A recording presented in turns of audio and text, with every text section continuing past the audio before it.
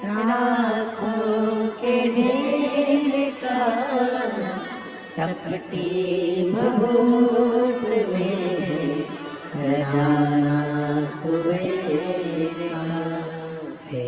गंगाधार मुक्ति द्वार ओमकार तू बोले ओमकार तू आयो शरण तिहारी शंभु तारक बखान क्या करूं मैं राखों के ढेर का चपटी भभूत में खजाना कुबेर का है। मुक्ति द्वार ओमकार तू भोले ओमकार तू आयो शरण तिहारी शंभु तारक तू। शिव कथा कहती है, भगवान शंकर का संवाद करता है, शिव महापुराण वर्णन करती है। कल कथा में कहा था कि मानव का शरीर प्राप्त कर लेना है, मानव का शरीर मिल जाना। मनुष्य का शरीर प्राप्त कर लेना या मिल जाना सरल हो सकता है, पर उस मानव शरीर में भगवान का भजन हो पाना, भगवान की अविरल भक्ति को धारण कर पाना, शिव नाम को जप पाना थोड़ा कठिन।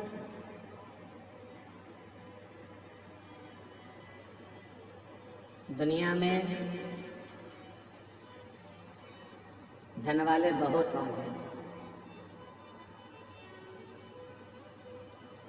आप भी जितने बैठे हो किसी के पास धन की कमी नहीं है, संपदा की कमी नहीं है, वैभव की कमी नहीं है।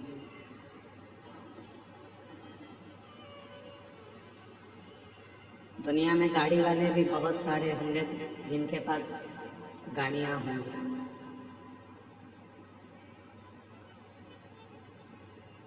दुनिया में बंगले वाले भी बहुत होंगे जिनके पास में बंगला होगा, वैभव होगा, बहुत प्रॉपर्टी होगी, जमीन होगी। गाड़ी वाले, रिक्शे वाले, धन वाले, संपदा वाले, वैभव वाले, बंगले वाले, जमीन वाले ढेरों होंगे, पर इस संपूर्ण दुनिया में पुण्य वाले बहुत कम होंगे, जिनके पास पुण्य होगा।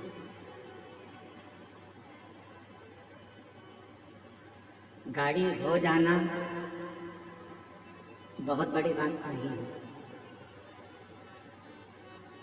बंगला हो जाना बहुत बड़ी बात नहीं है,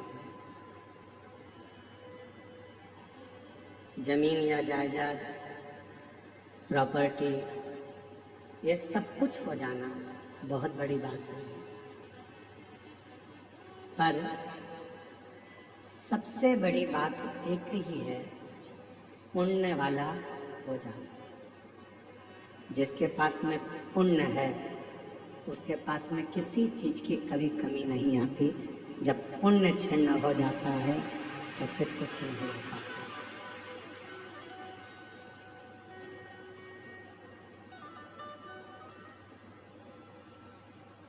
दुनिया की दृष्टि में लगता है कि जितने लोग कथा में आकर बैठे हैं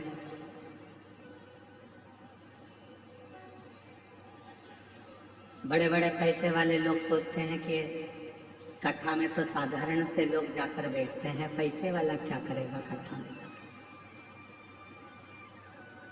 धन वाला क्या करेगा पैसे कथा में जाकर।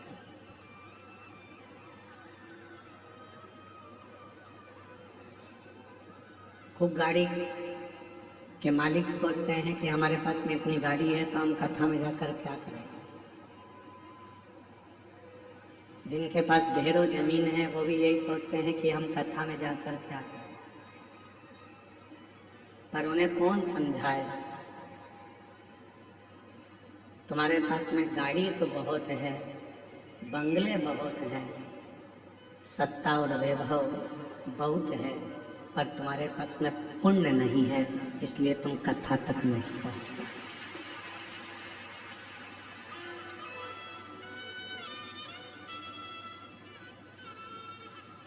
कथा तक शिव महापुराण की इस पवित्र कथा में बाबा वैद्यनाथ जी की पवित्र धरा पर भगवान शिव की इस पवित्र कथा में वही पहुंच पाता है जिसका पुण्य प्रबल हो गया, जिसका पुण्य प्रबल है।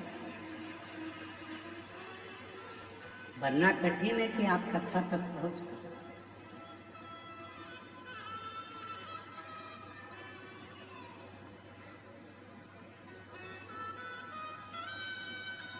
आप सबके पास में, सबके घर में ओढ़ने के लिए कम्बल भी है और बिछाने के लिए गादी भी है। बोलो है कि नहीं?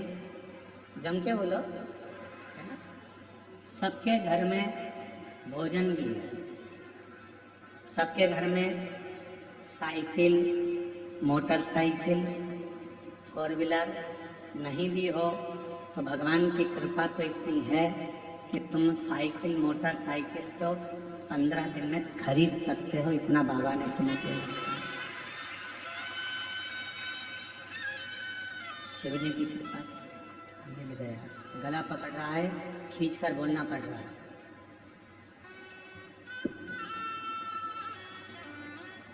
पंद्रह दिन में तुम मोटरसाइकिल भी खरीद सकते हो, वैभव भी तुम्हारे घर में सब है, गादी भी है, ओढ़ने का भी है, तकिया भी है, भोजन भी है, सब कुछ। सारी वैभव सत्ता तुम्हारे घर में है। इसके बाद भी आप शिव महापुराण की कथा में एक दरी पर, चटाई पर सो रहे हो, चद्दर ओढ़ रहे हो, कम्बल ओढ़ रहे हो, पत्थर नीचे से गड़ रहे हैं, भोजन मिला वो तुमने पा लिया, बैठकर भजन करा, स्मरण करा, तो क्या तुम्हारे घर में कोई चीज की कमी है क्या? नहीं, तुम्हारे घर में सब कुछ है, पर तुम यदि कथा के पंडाल तक पहुँचे हो, बाबा वैद्यनाथ जी ने तुमको अगर यहाँ तक बुलाया है तो ये निश्चित है वैभव से ज़्यादा तुम्हारा पुण्य प्रबल था, इसलिए तुम यहाँ कथा के पंडाल करते हो। ये तुम्हारा पुण्य है।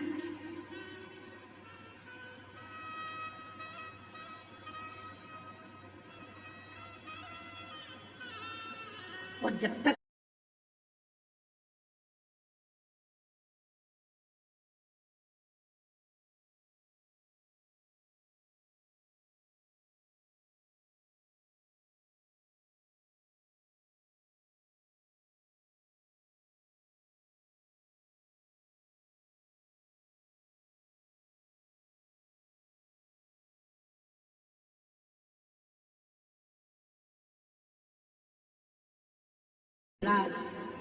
जमीन जायदाद वैभव सत्ता कुछ भी हो आपके पास,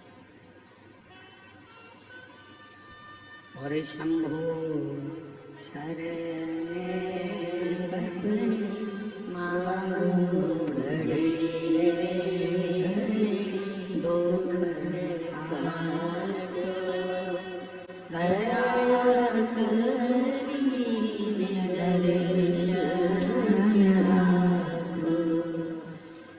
शंभो शरण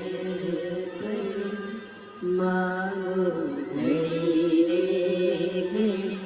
दुख काटो दया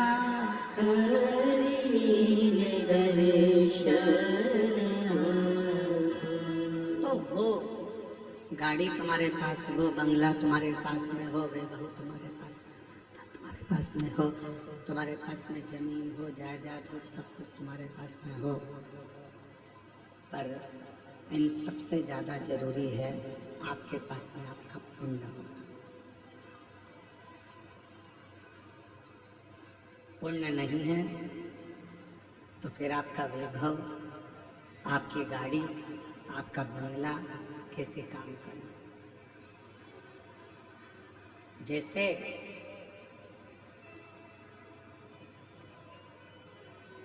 मानव देह के अंदर, मानव शरीर के अंदर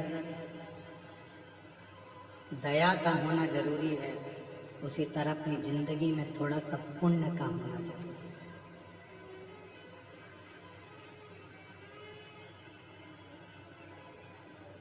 और वो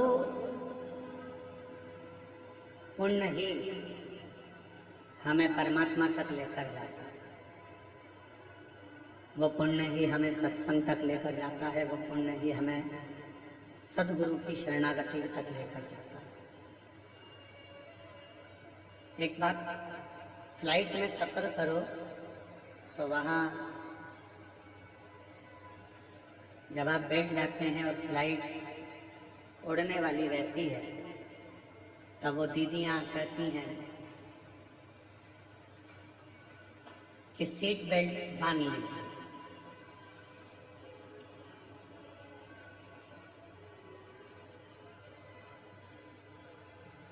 फिर वो कहती हैं कि जब ऑक्सीजन की कमी होगी, अपने आप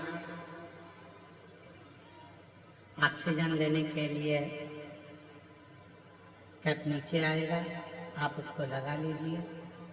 पर दूसरे को सहायता देने से पहले उस ऑक्सीजन कैप को आपको लगाना पड़ेगा।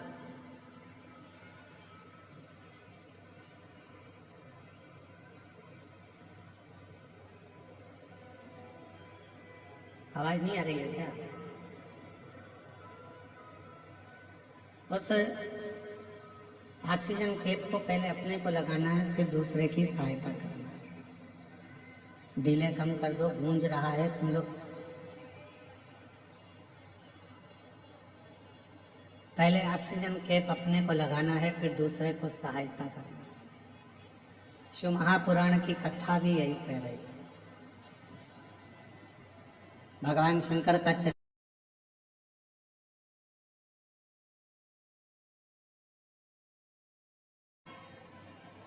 भगवान शिव के मंत्र जाप का उच्चारण करिए, श्री शिवाय नमस्तुभ्यं।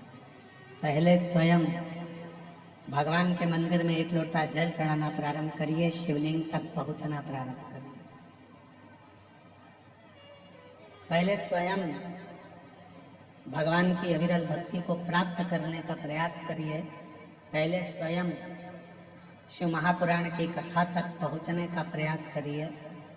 फिर जब देव अधिदेव महादेव की शरणागति आपको मिल जाए, जब बाबा देव अधिदेव महादेव आपके दुखों को काट दें।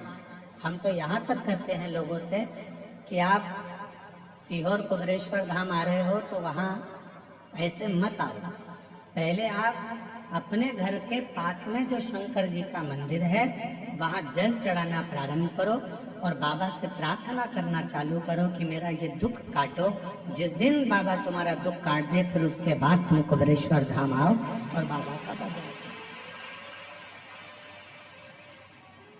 फिर आप आओ, बाबा का भजन करो, स्मरण करो, मंत्र जाप करो, नाम जाप करो।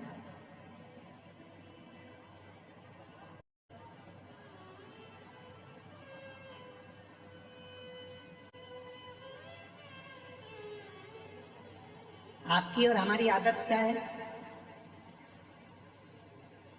मेरा बेटा अमरनाथ जा रहा है, मेरा पति केदारनाथ जा रहा है, मेरी पत्नी मेरी बेटी अमरनाथ केदारनाथ जा रही है।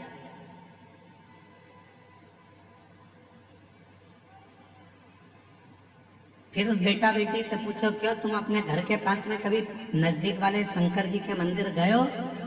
नहीं, हम कभी नहीं।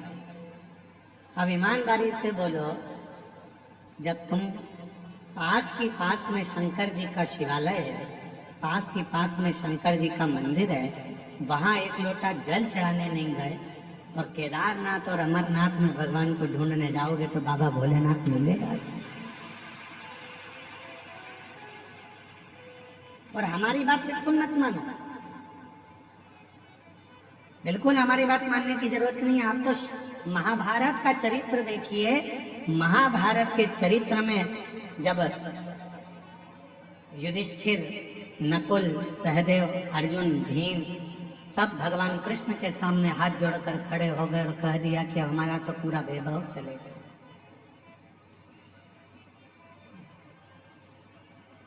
जुए में हम सब कुछ हार गए, कुछ भी नहीं, हमारा संपूर्ण वैभव चलेगा।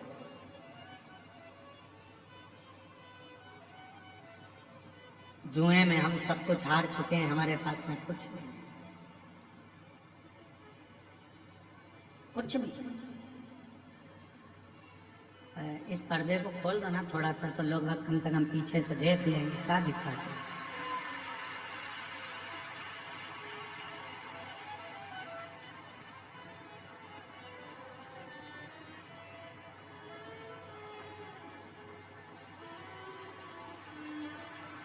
ऊपर चढ़ के और खोल दो थोड़ा सा।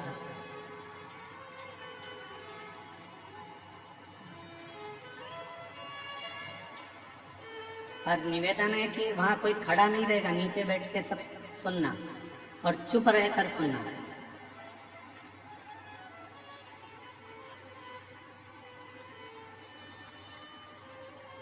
शंभू,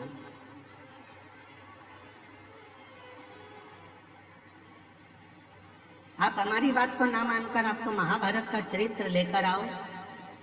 गीता प्रेस गोरखपुर के महाभारत का पूरा एक आनंदमय चरित्र को लेकर आइए और उस महाभारत के चरित्र को घर में बैठकर थोड़ा सा पढ़ो।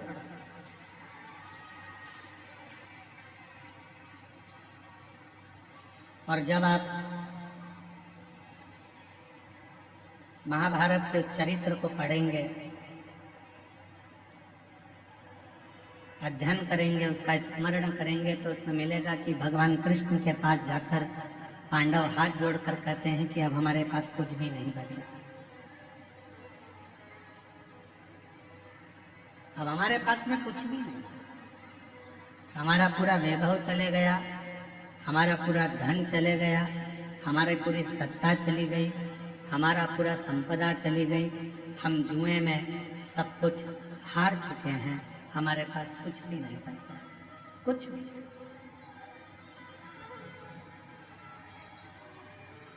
अब हमारे पास में कुछ भी नहीं है तो हम क्या करें? पांडवों की दशा देखकर भगवान कृष्ण ने कह दिया कि तुम एक काम करो कि भगवान शंकर का भजन करो। थोड़ा सावधानी पूर्वक कथा सुनिएगा, ध्यान लगाइएगा।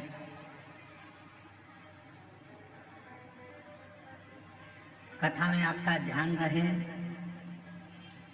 बहुत दूर दूर से आप लोग आए हो और बाबा की कथा सुनने के लिए आए हो। आपके पास में अगर कोई खड़ा भी है तो उसके पांव पड़ लो, हाथ जोड़ लो और उसको नीचे बिठा कर कह दो थोड़ी देर चुप हो जा, 2 घंटे के बाद जितना बोलना है बोलते रहना। उसके पांव पड़कर उसको नीचे बिठा कर कह दो 2 घंटे चुप हो जाओ, उसके बाद में तो बोल लेना जितना बोल, और नीचे बैठ जाओ। कथा कर रही है, शिव कथा वर्णन कर रही है।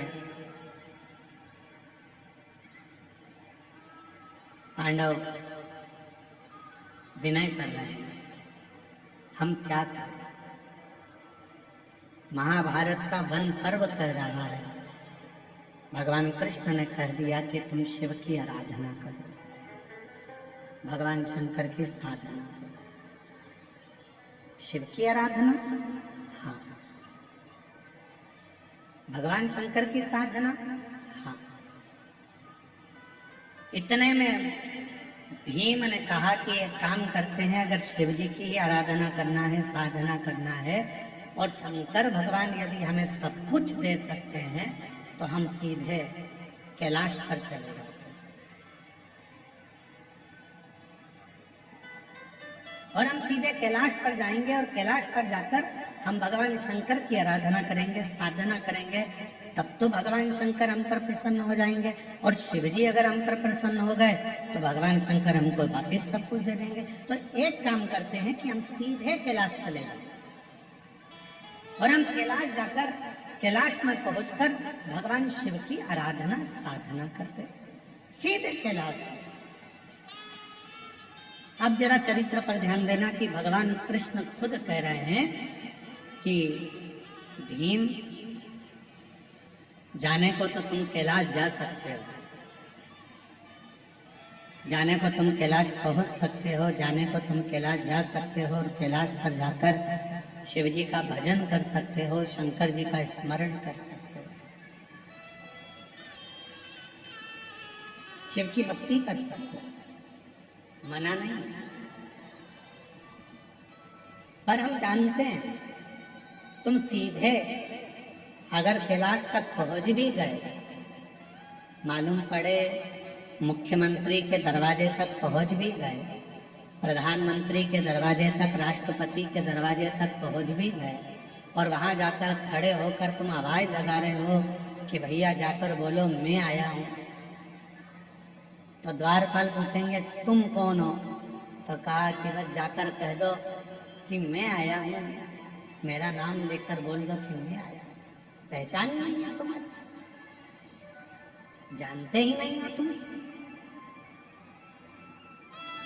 प्रधानमंत्री के पास द्वारपाल जाकर बोल भी देगा कि कोई राम प्रकाश आया है आपसे मिलने के लिए, प्रधानमंत्री जी बोलेंगे कि कौन राम प्रकाश? मुख्यमंत्री से जाकर कहा कोई कमलेश आया है, कौन कमलेश? उसको पहचानेगा क्या? नहीं है पहचान। वापिस आ गया, दरवाजा खटखटा। भगवान कृष्ण कह रहे हैं भीम, कैलाश पर जाकर भजन करना सरल है, पहुंच जाओगे, बैठ जाओगे, पुकार लोगे, विनय कर लोगे, निवेदन कर लोगे, बाबा को बार बार पुकार लोगे, पर याद रखना वहां बाबा तुम्हारी पुकार को सुन भी लेंगे तो भी तुम्हें कुछ दे नहीं पाएंगे, कुछ दे नहीं पाएंगे। इसलिए एक काम करो, 12 वर्ष के लिए तुम जब वन में भ्रमण करोगे, इन 12 वर्ष में प्रतिदिन का एक नियम बना लो कि एक पार्थिव शिवलिंग का निर्माण करना है, पूजन करना है। नजदीक में कोई शंकर जी का शिवलिंग है, वहां जाकर आराधना करना है। 12 वर्ष के वन में तुम 12 वर्ष तक जब वन में रहो तो 12 वर्ष के वन में केवल शंकर की आराधना करना, शिव मंदिर तक जाना, शिवालय की पूजन करना, पार्थिव पूजन करना और शंकर का स्मरण। 12 वर्ष तक शंभो, 12 वर्ष तक तुम शिव का भजन। 12 हम सीधे अगर कैलाश चले जाएं और कैलाश में जाकर अगर भगवान शंकर से मिले तो मिल जाएंगे, मिलेंगे, ऐसा नहीं कि मिले, पर नहीं दे पाए,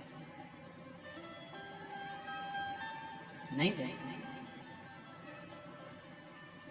शिव महापुराण की कथा कहती है कि 12 वर्ष तक पांडवों ने भगवान शंकर की रोज प्रतिदिन शिवलिंग का निर्माण करा और पूजन करा।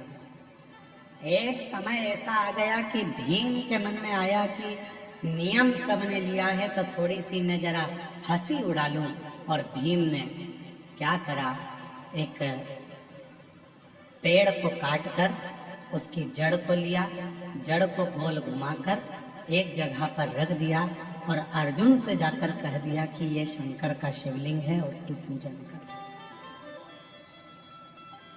अर्जुन को नहीं मालूम था कि ये शंकर का शिवलिंग है या जड़ है, उसने तो शिवलिंग मान लिया। और अर्जुन ने शिवलिंग मानकर उसकी आराधना कर ली, साधना कर ली, जल चढ़ा लिया, पूजन कर ली, बेलपत्र चढ़ा दी, भक्ति कर ली, पंचाक्षर मंत्र का जाप कर लिया, षडाक्षर मंत्र बोल लिया, ओम नमः शिवाय बोल लिया, नमः शिवाय बोल लिया। अर्जुन ने बारंबार शिव जी को प्रणाम कर लिया, दंडवत कर लिया। थोड़ी देर बाद भीम आकर बोलता है, जिस शिवलिंग पर तुमने जल चढ़ाया अर्जुन, जिस शिवलिंग पर तुमने बेलपत्र चढ़ाया अर्जुन, जिस शिवलिंग को तुमने भोग लगाया अर्जुन, जिस शिवलिंग को तुमने नमः शिवाय कहा अर्जुन, जिस शिवलिंग को तुमने षडाक्षर मंत्र ओम नमः शिवाय का स्मरण जाप किया है जिस शिवलिंग के सामने। ये शिवलिंग नहीं है अर्जुन, ये तो मैंने एक पेड़ की जड़ को उठाकर रख दिया था और ये शिवलिंग नहीं है। तुम चाहो तो मैं अभी इसको उठाकर दूर फेंक कर बता देता हूँ। इतने में अर्जुन ने कहा, भीम भले तुमने पेड़ की जड़ काट कर रखी हो, पर मेरा विश्वास करता है कि मैंने जल चढ़ाते समय इसको शंकर मान लिया, तो ये वृक्ष की जड़ भी शंकर हो गई।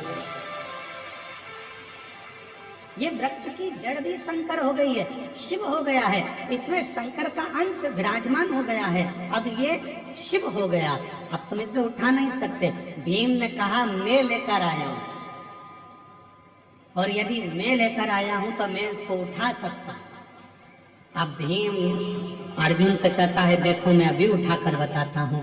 भीम ने उस जड़ को उठाने का प्रयास करा, खूब प्रयास करा, पर वो जड़ तिल मात्र भी हिल ना सकी। तब भीम ने हाथ जोड़ लिए कि यहाँ शंकर विराजमान हो गए। शिव भटक लो।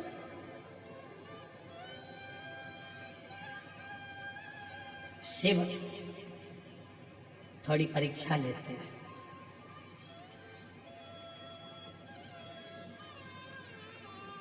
आपने भी पढ़ाई करी है, हमने भी पढ़ाई करी है। आप भी कॉलेज तक पहुंचे हैं, हम भी कॉलेज तक पहुंचे। जब छोटी एग्जाम होती थी स्कूल में, त्रैमासिक 3 महीने की, 6 मासिक, बोलो सही है, 6 महीने की, और इसके बाद 12 मासिक 12 महीने की एग्जाम होती थी,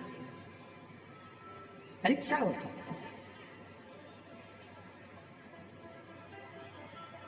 छोटी एग्जाम 3 महीने में हो जाती थी, फिर 6 मासिक, इसके बाद में 12 मासिक परीक्षा, वार्षिक परीक्षा हो जाती थी। धीरे धीरे जब हम रोज प्रतिदिन भगवान शंकर के मंदिर में 1 लोटा जल चढ़ाते हैं, तो धीरे धीरे मेरा भोले बाबा आपकी रोज थोड़ी थोड़ी परीक्षा लेता रहता है, और उन परीक्षा में हमको पास करते रहता है। और एक बार जब हमारी जिंदगी की पूर्ण परीक्षा हो जाती है, तो मेरा भोलेनाथ फिर वार्षिक परीक्षा का रिजल्ट तुम्हारे हाथ में दे देता है। फिर मेरा शिव, मेरा शंकर, मेरा उघड़दानी, त्रिकालदर्शी, फिर वो रिजल्ट तुम्हारे हाथ में देता है।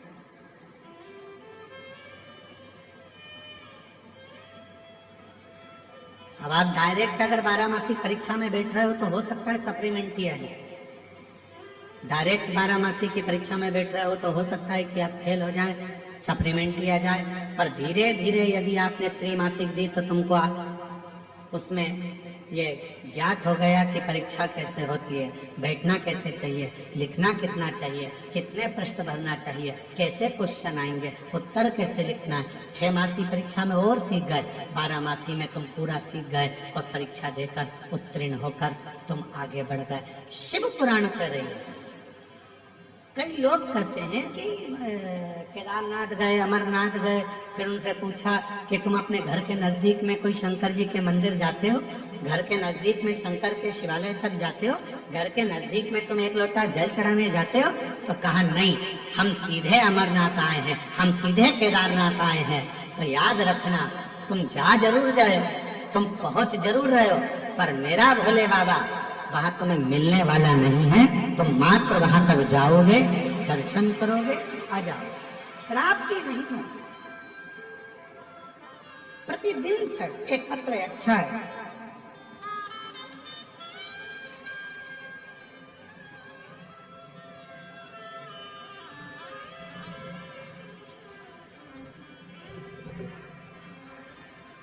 मेरा नाम वंदना देवी है। मैं बिहार के बेगूसराय जिले से हूँ। कहीं बैठी हो तो हाथ हिला सकती हूँ। वंदना देवी बिहार के बेगूसराय जिले से है। कहीं बैठी हो तो हाथ हिला सकती हूँ। आप ही हैं? हाथ हिला दो ऐसा। आ जाइए, एक बेलपत्र ले जाइए। मैं बिहार के बेगूसराय जिले से आई हूँ। एक लोटे जल का मैं क्या वर्णन करूं गुरुदेव। पत्र को आप लोग एलईडी पर पढ़ सकते हो, हमारे साथ में जो एलईडियां लगी हैं आस्था चैनल पर चल रहा है, पत्र साथ में पढ़ सकते हो। एक लोटे जल का मैं क्या वर्णन करूं बाबा, मुझे क्या नहीं दिया, मुझे वो सब दे दिया जिसका मुझे आस नहीं था। गुरुदेव, मेरे पति का इलेक्ट्रॉनिक का शोरूम था। एक दिन सुबह में हमें पता चला कि हमारे दुकान में शॉर्ट सर्किट की वजह से आग लग गया था। गुरुदेव, करोड़ों रुपए का नुकसान हो गया, हम लोग जीरो पर आ गए। फिर मेरे पति को टेंशन होने लगा, जिसके कारण मेरे पति बहुत बीमार रहने लगे। एक आदमी घर पर आया देखने, मेरे पति को फिर बोला कि ऐसे बैठने से तबीयत और खराब होगा, आप फिर से दुकान खोल लीजिए। गुरुदेव, मेरे पति बोले उतना पैसा मैं कहाँ से लाऊंगा। वो आदमी बोला किसी तरह से पैसा का इंतजाम कीजिए। कुछ पैसा मेरे परिवार वालों ने दिया, कुछ पैसा लोन से ले लिया। फिर उस आदमी को हमने 25 लाख रुपए दे दिए। उस आदमी को हमने 25 लाख रुपए दे दिए। वो आदमी बोला कंपनी में रुपया भेज दिया है, 10 दिन में आपका माल आ जाएगा।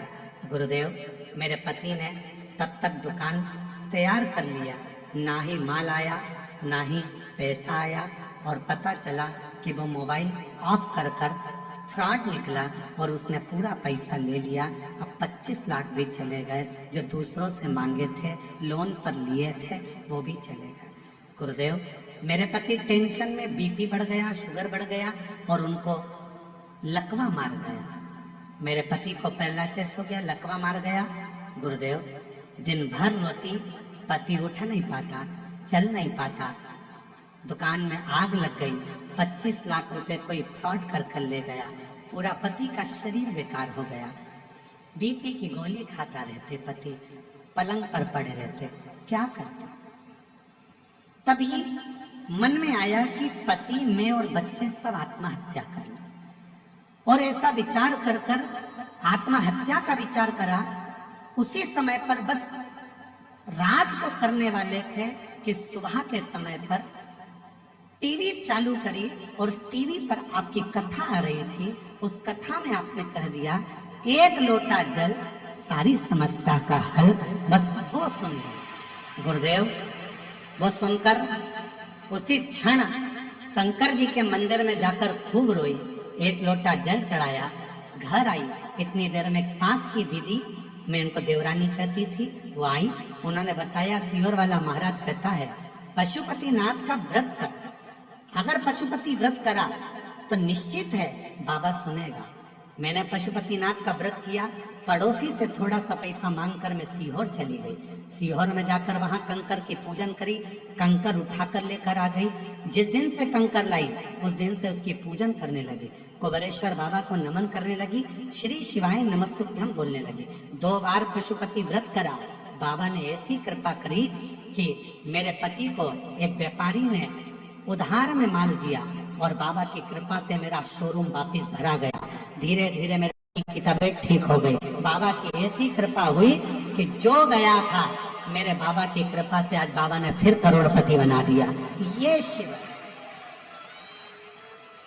बाबा, क्या कुबेरेश्वर धाम का कंकर इतना फल देता है? हम निवेदन करेंगे वो कंकर नहीं, वो कुबेरेश्वर धाम का शंकर है, जिसको आप लेकर आते हो विश्वास के साथ, श्रद्धा के साथ, आस्था के साथ, फिर पुनः मुझे वही विराजमान। और जो जैसी भावना लाया वो वैसा ही फल पाया, नहीं खाली उसे लौटाया वो मन ही मन और कर दिया माला माल काशी वाले ने,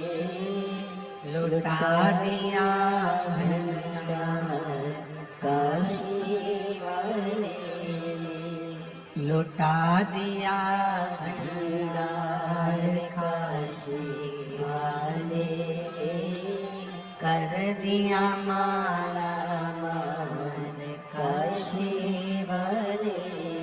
आप जिस भावना से, तो निवेदन उस बहन ने लिखा, सबसे पहले टीवी पर सुनकर मैं 1 लोटा जल भरकर, रात को तो हम कुछ करने वाले थे, पर सुबह दोपहर में जब कथा सुनी 1 लोटा जल भरकर मंदिर चली गई। और शिव के मंदिर में फिर वही बात है, 1 लोटा जल सारी समस्या का हल। जब 1 लोटा जल लेकर आप देव अधिदेव महादेव के पास जाओगे तो निश्चित है वो 1 लोटा जल तुम्हारे चित्त को और तुम्हारे चरित्र को बदल कर रख देगा, ये निश्चित है। वो 1 लोटा जल तुम्हारे चित्त को बदलेगा, तुम्हारे चरित्र को बदलेगा। जब तुम्हारा बुद्धि, तुम्हारा चित्त, तुम्हारा मन अपने आप बदल जाएगा। शंकर के मंदिर जाओगे, शिव जी राहें खोलना प्रारंभ करेंगे, मार्ग खोलना प्रारंभ करेंगे। तुमने शिव का मार्ग पकड़ा तो शिव भी तुम्हें कोई अच्छा मार्ग पकड़ा कर उस मंजिल तक पहुंचाने का प्रयास करेंगे। मंजिल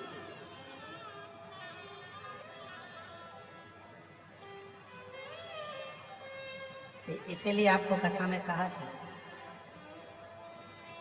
वो लाइन तो आपको भी याद होगी, ऐसे दयालु नाथ, सब बोलो सब, रिश्ता बनाइए,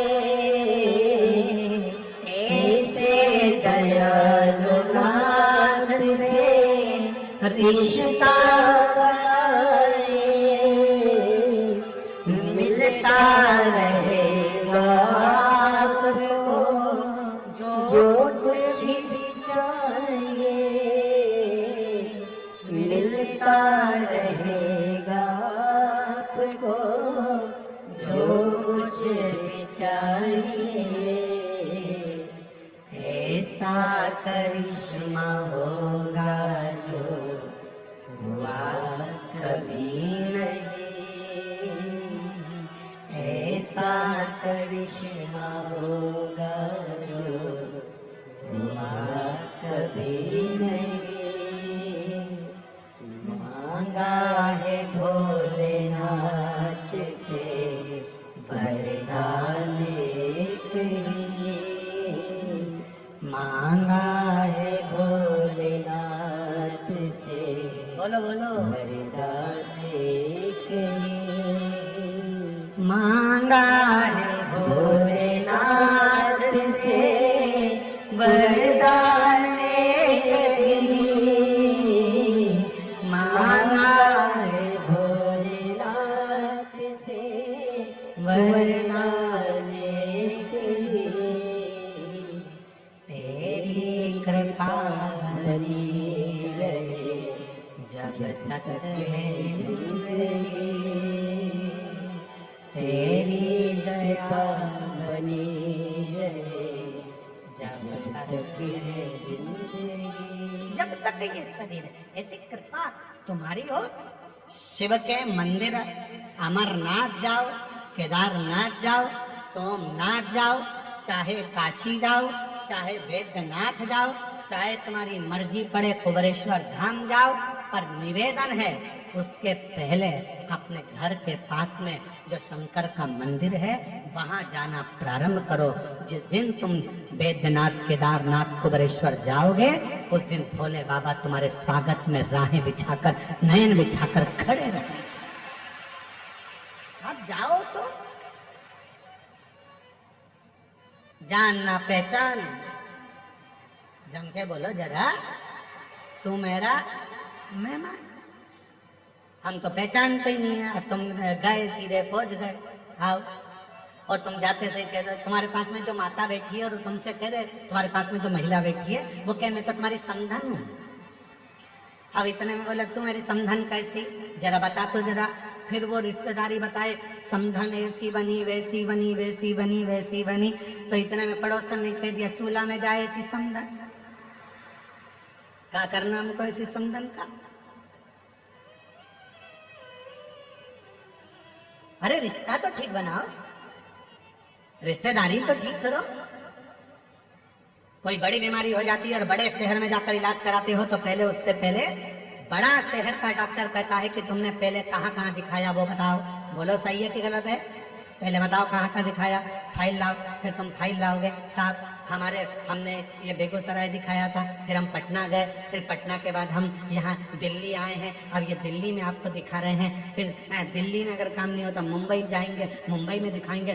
तुम पहले अपने गांव में दिखाए, गांव से फिर बड़े पटना तक पहुंचे, पटना से फिर दिल्ली तक पहुंचे। उसी तरह धीरे धीरे बढ़ोगे। फाइल आखिरी में बड़ा डॉक्टर देखेगा तो देख कर कहेगा कि लाओ अब फाइल में देखता हूँ, और पीछे के सारे रिकॉर्ड देखने के बाद फिर वो निर्णय देगा कि तुमको ये बीमारी है और इसका इलाज यहाँ हो सकता है, तुम चिंता मत करना, मैं तुम्हें ठीक कर कर भेज दूंगा, बिल्कुल चिंता मत करो, तुम्हें आराम। क्या मतलब, फिर डायरेक्ट पहुंच गए तुम तो।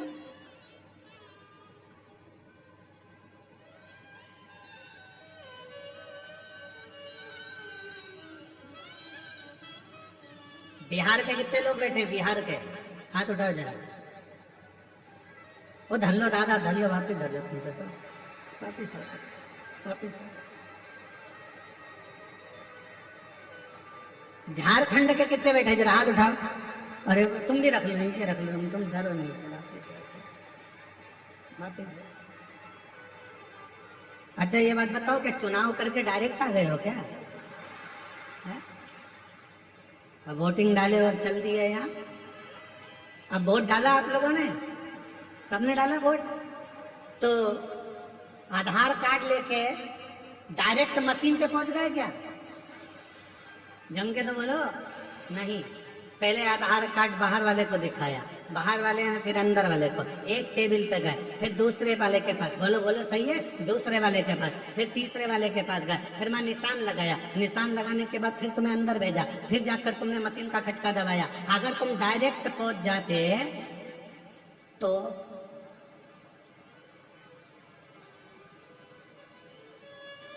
बोलो बोलो बोलो, तेरा क्या होगा कालिया? डायरेक्ट पहुंच जाते तो फिर क्या होता? 1 महीने तक तुम्हें छोड़ा नहीं जाता, बंद करके धर दिया जाता, छोड़ते नहीं। इसलिए धीरे धीरे गए, यहाँ दिखाया अंदर प्रवेश, टेबल पे दिखाया, रजिस्टर पे चढ़ा, फिर वहां गए, फिर उसने टिक लगाया, फिर आगे गए, फिर तुम्हारा चेहरा मिलाया, फिर इसके बाद उसने शाई लगाई, फिर जाकर तुम्हारे निशान लगने के बाद तुमने बटन दबाई। उसी तरह सबसे पहले अपने घर के पास के शिवलिंग पर जल चढ़ाना प्रारंभ करो, फिर बाबा धीरे धीरे तुमको आगे बढ़ाता जाएगा, और एक दिन मेरा केदारनाथ, मेरा बैद्यनाथ, मेरा विश्वनाथ तुम्हें बुलाता है, फिर बुलाएगा। आइए बहन।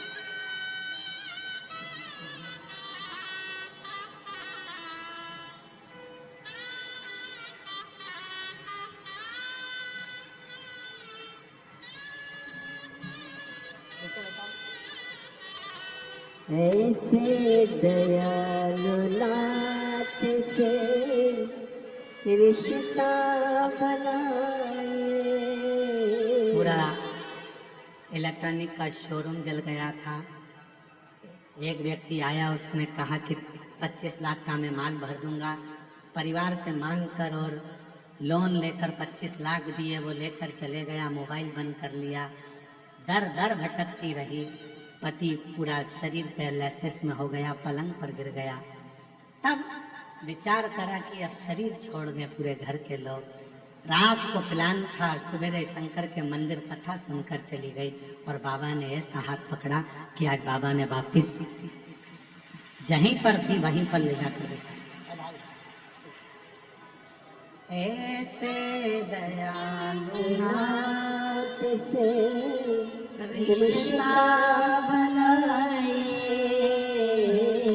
ऐसे दयालु नाथ से रिश्ता बनाए।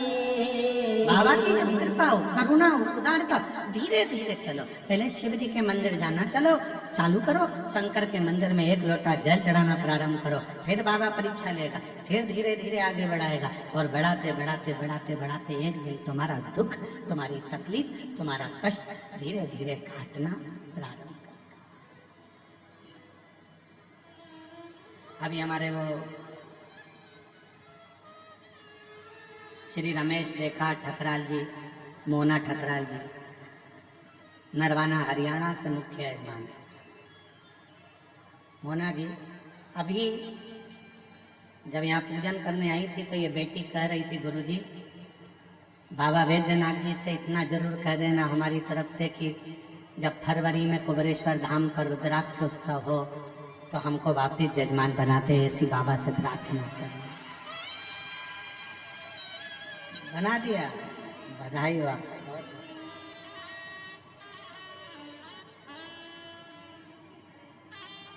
ऐसी शिव से प्रार्थना वो कराए, धीरे धीरे बढ़े, धीरे भजन करते करते, भगवान का मंत्र जाप करते करते, नाम जाप करते हुए, स्मरण करते हुए आगे बढ़े। सीधे नहीं। भीम ने तो ये सोच लिया था कि मैं कैलाश जाऊंगा, भगवान शंकर की आराधना करूंगा, शिव जी से आराधना कर कर मेरा खोया हुआ जितना राज्य है, जो खोया हुई संपदा है, जो मेरा पूरा राज्य चले गया, सब कुछ खो गया, उसको मैं वापस प्राप्त कर लूंगा। पर नहीं, नहीं। भगवान कृष्ण ने कहा ऐसा मत करो, रोज पार्थिव पूजन करो, रोज शिव जी के मंदिर में एक लोटा जल चढ़ाओ, रोज शंकर का भजन, रोज। हम क्यों कहते हैं कि अपने घर के दरवाजे पर श्री शिवाय नमस्तुभ्यम लिख दो, अपने घर के दरवाजे पर एक स्टिकर ले जाकर चिपका दो, गाड़ी पर एक स्टिकर चिपका दो श्री शिवाय नमस्तुभ्यम का, दरवाजे पर चिपका दो। क्यों? जब कोई दुख की खबर आ रही होगी, कोई तकलीफ की खबर आ रही होगी, जो खबर देने वाला होगा सामने खड़ा होगा, दरवाजा बंद होगा, जितनी देर खड़ा रहेगा ऊपर लिखा हुआ श्री शिवाय नमस्तुभ्यम पड़ेगा। जब आप दरवाजा खोलोगे तो वो दुख की खबर भी अच्छी खबर में बदल जाएगी और आपके जीवन में खुशी।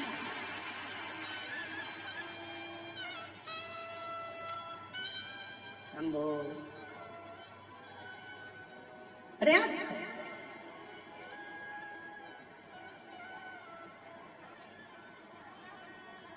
जब आप भजन करें, स्मरण करें, मंत्र जाप करें, नाम जाप करें, नाम कीर्तन करें, जब आप श्री शिवाय नमस्तुभ्यम मुख से बोले तो ये विचार करें कि हमें धीरे धीरे बढ़ना है, धीरे। कितना तप किया था माता पार्वती जी ने? सब कुछ छोड़ दिया था, सब कुछ त्याग दिया। एकदम मेरी माता पार्वती जी ने कुछ नहीं त्यागा। मेरी माता पार्वती जी ने त्यागा था तो धीरे धीरे त्यागा। पहले भोजन त्यागा एक समय का, फिर फलहार लिया, फलहार त्यागा, फिर पत्तों का सेवन करा, वो भी त्याग दिया, फिर केवल श्वास लेती थी, वो भी धीरे धीरे छोड़कर नासिका के एक छिद्र से माता श्वास लेती और उसी छिद्र से छोड़ देती। और एक समय ऐसा आ गया कि माँ पार्वती जी ने नासिका के एक छिद्र से श्वास ले तो ली पर उसे छोड़ती ही नहीं, उसे छोड़ती। बहुत प्रयास किया, छूट नहीं। तब भगवान शिव को लगा कि ये प्राण त्याग देगी, अब मुझे जाना पड़ेगा, अब मुझे जाना पड़ेगा और मुझे जाकर दर्शन देना पड़ेगा। इसलिए शिव महापुराण की कथा कहती है, शंकर भगवान पर जल चढ़ाने वाला, शिव के मंदिर जाने वाला, शंकर की कथा श्रवण करने वाले को भगवान देवादिदेव महादेव उसके चित्त और उसके चरित्र को शुद्ध कर देते हैं। और जिसका चित्त और चरित्र दोनों शुद्ध हो जाता है, फिर देवादिदेव महादेव मिलने में देरी नहीं करते। मेरे ओघड़दानी मिलते जरूर हैं जब चित्त और चरित्र श्रेष्ठ हो।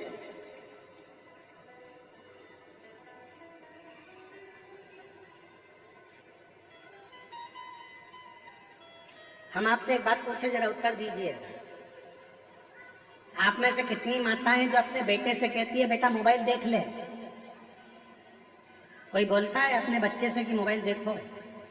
बच्चा अपने आप मोबाइल उठाता है, देखना चालू कर देता है।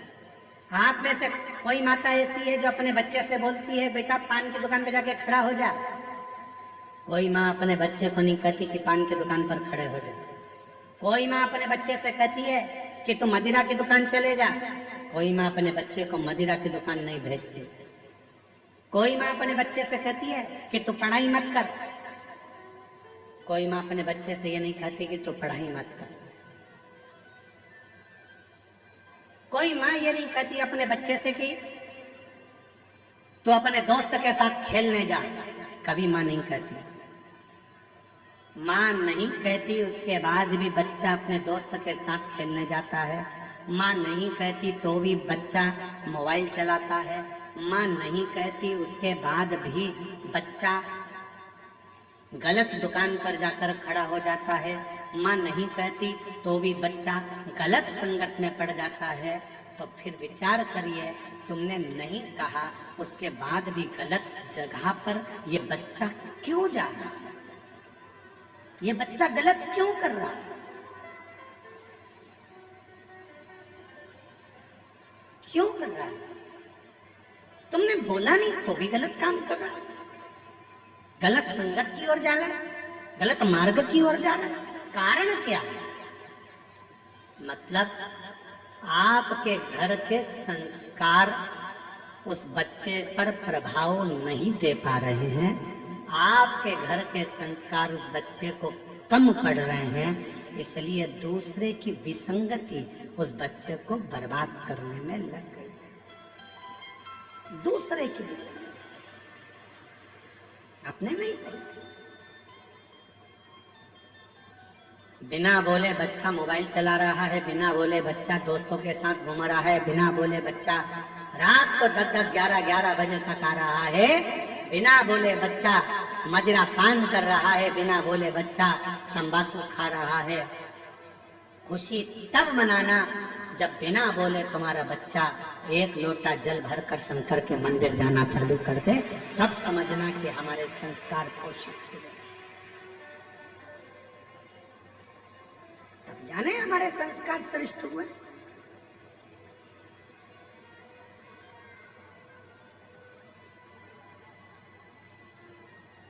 अभी दीदी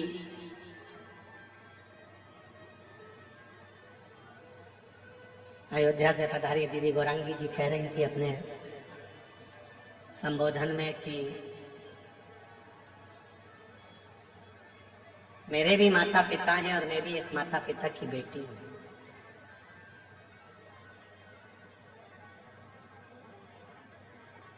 और दीदी कह रही थी कि सियोर वाले महाराज जी कहते हैं कि अपनी प्रत्येक बेटी को अपने माँ बाप को कन्यादान का मौका देना चाहिए। मैं दीदी से कहना चाहूंगा, ये कन्यादान का मौका कब मिलेगा? जब माता पिता अपनी बेटी को श्रेष्ठ संस्कार देना प्रारंभ करेंगे तो वो कन्यादान का मौका अवश्य देगा। हम मना नहीं करेंगे कि आप खूब अच्छे कॉलेज में बेटियों को पढ़ाओ। हमारी दिली तमन्ना होती है, हमारी खुद की इच्छा होती है कि अच्छे कॉलेज में बेटी पढ़े, अच्छी एजुकेशन करे, बड़े से बड़े शहर में रहे, सब कुछ अच्छी नौकरी करे, अच्छी जॉब करे। पर मेरा बेटियों से निवेदन है, इस संसार सागर में बहुत लोग मिलेंगे, पर तुम्हारे माता पिता जैसा दुनिया में कोई नहीं मिलेगा जो तेरे लिए हमेशा हित ही चाहते हैं, अहित नहीं। सब मिलेंगे, कोई अपना फायदा। अभी जैसे वो बहन ने लिखा, एक व्यक्ति आया कि तुम्हारी दुकान जल गई, तुम 25 लाख रुपए दे दो मेरे को, मैं तुम्हारी दुकान में माल मंगवा कर भेज दूंगा। पति तो पहले से इसमें पड़े सो तो कहाँ करे। 25 लाख ले गया, मोबाइल बंद कर बैठ। ऐसे ढेर मिलेंगे जो तुम्हारा केवल उपयोग करेंगे, थोड़ा धन दिखाएंगे, थोड़ा शरीर दिखाएंगे, थोड़ा वैभव दिखाएंगे और तुम्हें गलत संगति में विकृतियों में लेकर जाएंगे। और एक दिन जब पूर्ण तरह से तुम उसके चुंगल में आ गए, फिर वो तुम्हें बर्बाद कर कर एक दिन मार कर टुकड़े कर कर अटैची में भर कर फेंक देंगे। बहुत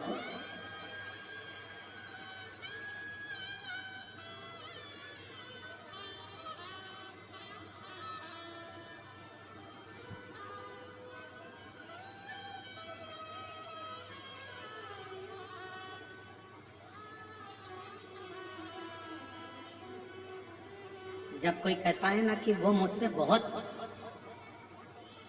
स्नेह करता है, वो मुझसे बहुत स्नेह करता है, वो मुझसे बहुत स्नेह करती है, और वो मैंने उसको अपने बातों में, अपने तरीके से उसको अपने काबू में कर रखा है। शिव महापुराण की कथा कहती है कि अपने जीवन को ऐसा मत बनाना कि आप किसी के काबू में रहें, आप स्वयं के काबू में रहें। स्वयं एक लाइन याद रखो, मैं चाहे ये करूं, मैं चाहे वो करूं, मेरी। कोई तुमसे कहे कि मंदिर मत जाओ, मुझे पैदा करने वाले मेरे माँ बाप हैं, मुझे पढ़ाने वाले मेरे माँ बाप हैं। कोई तुमसे कहे कि तुम मंदिर मत जाओ, कोई तुमसे कहे शिव पुराण में मत जाओ, कोई तुमसे कहे शंकर का भजन मत करो, कोई तुमसे कहे बाबा बैद्यनाथ का दर्शन करने मत जाओ, कोई तुमसे कहे कहाँ इनके चक्कर में पड़ी हो, क्यों बाबा उनके चक्कर में पड़ी हो, क्यों कथा वाचकों के चक्कर में पड़ी हो, क्यों सीवर वाले महाराज के चक्कर में पड़ी हो, क्यों शंकर के मंदिर में जा रही हो, क्यों पशुपति व्रत कर रही हो, क्यों दरवाजे पर श्री शिवाय नमस्तुभ्यम लगा रही हो। मोहल्ले के लोग, दुनिया के लोग, रिश्तेदार लोग यदि तुम्हारे पास आकर तुम्हें इस तरह का ज्ञान दें तो उनके हाथ जोड़कर कहना, मुझे जन्म देने वाले तुम नहीं हो, मुझे पढ़ाने वाले तुम नहीं हो, मेरी परवरिश करने वाले तुम नहीं हो, मैं मेरे माँ बाप का खाती हूँ, अपने विचार से जीती हूँ, मैं किसी की सुनती हूँ। क्यों सुने हम, क्यों विचार करें?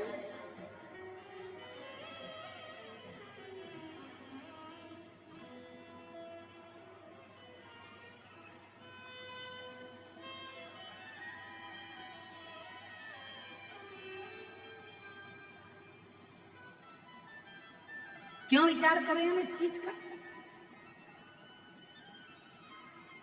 ये सब विचारण है, हम किसी के कहने पर नहीं चलते। हम तो बाबा के भरोसे चलते हैं, हम तो बाबा के भरोसे चलते हैं। ये दुनिया वाले जलते हैं, ये दुनिया।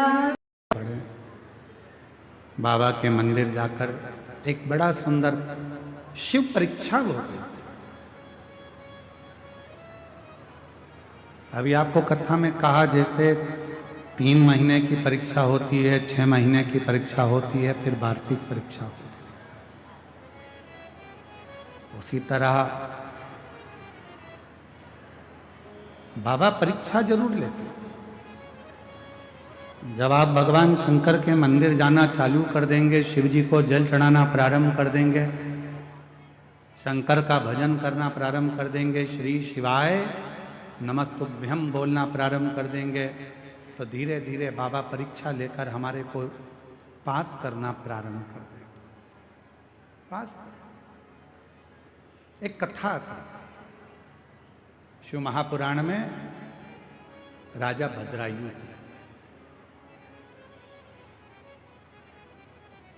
एक राजा भद्रायु हुए जिनके माता पिता भगवान शंकर के परम भगत थे,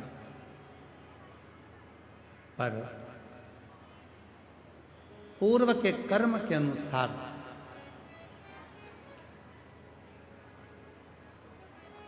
माता के भी प्राण चले गए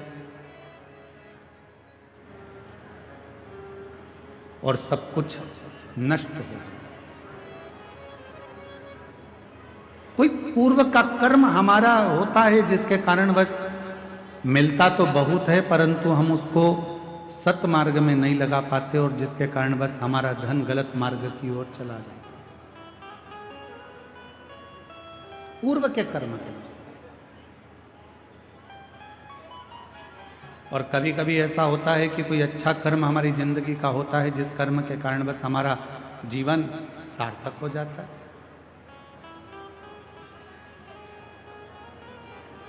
सरल हो जाता है। एक कथा आती है राजा भद्रायु की।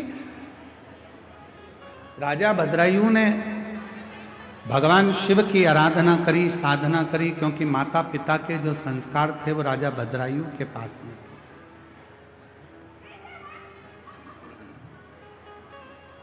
और हम निवेदन करें आप सबसे कि बच्चों को कार भले ना दिलाओ, पर बच्चों को संस्कार जरूर दिलाओ।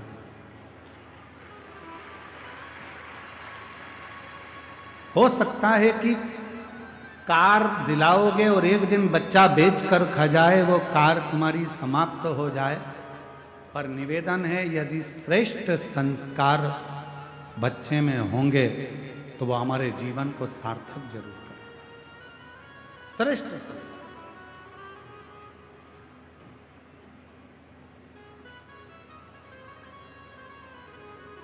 जैसे आज हमारे कथा के मध्य में अयोध्या से दीदी का आगमन हुआ, ऐसे ही परसों 19 तारीख को कथा के छठे दिन हमारे बीच में स्वामी रामदेव बाबा जी इस कथा के मध्य में आए।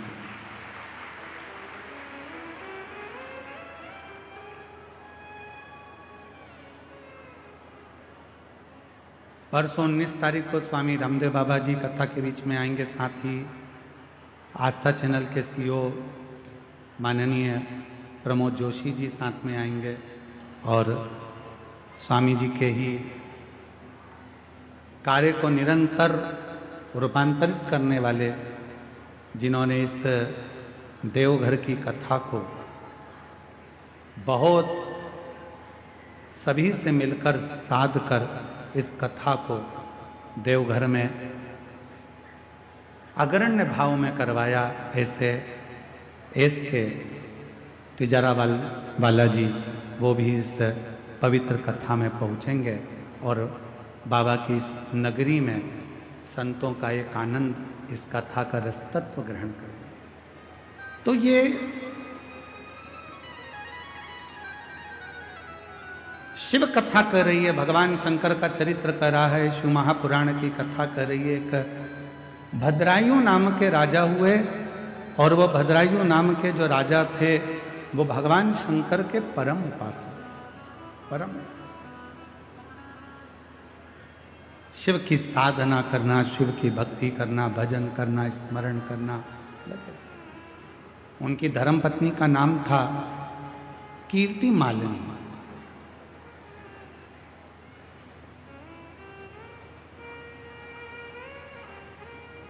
भद्रायु जैसे थे वैसे ही कीर्ति मालिनी भी थी,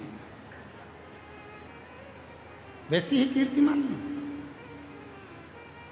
भद्रायु जितना भजन करते थे उतनी ही कीर्ति मालिनी भजन करती। राजा भद्रायु जितनी साधना करते थे उतनी ही कीर्ति मालिनी साधना करती।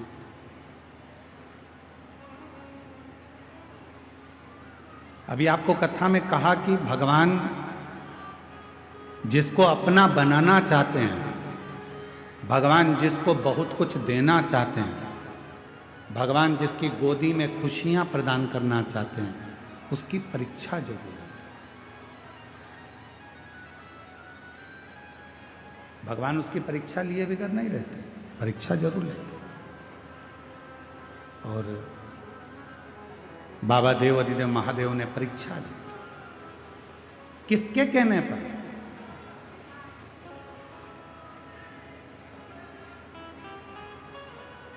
स्कंद पुराण का 531वें नंबर का प्रश्न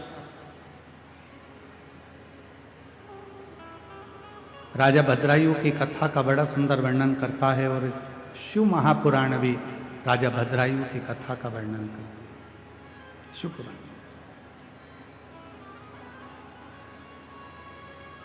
कहा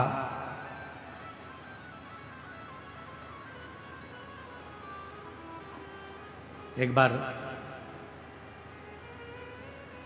मां जगत जननी जगदम्बा अंबा भवानी मां पार्वती जी अपनी 2 सहेलियों के साथ जा रही थी।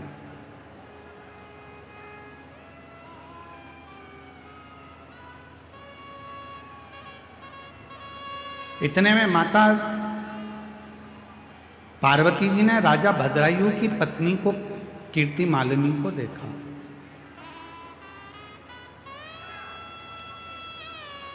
और राजा भद्रायु की पत्नी जब कीर्ति मालिनी दिखी, जहां शंकर भगवान का शिवलिंग था, जहां देवाधिदेव महादेव विराजमान थे, उस शिवलिंग के ठीक सामने जहां नंदी विराजमान था, उस नंदी के पीछे का जो चौबारा था, उस चौबारे को कीर्ति मालिनी साफ कर रही थी।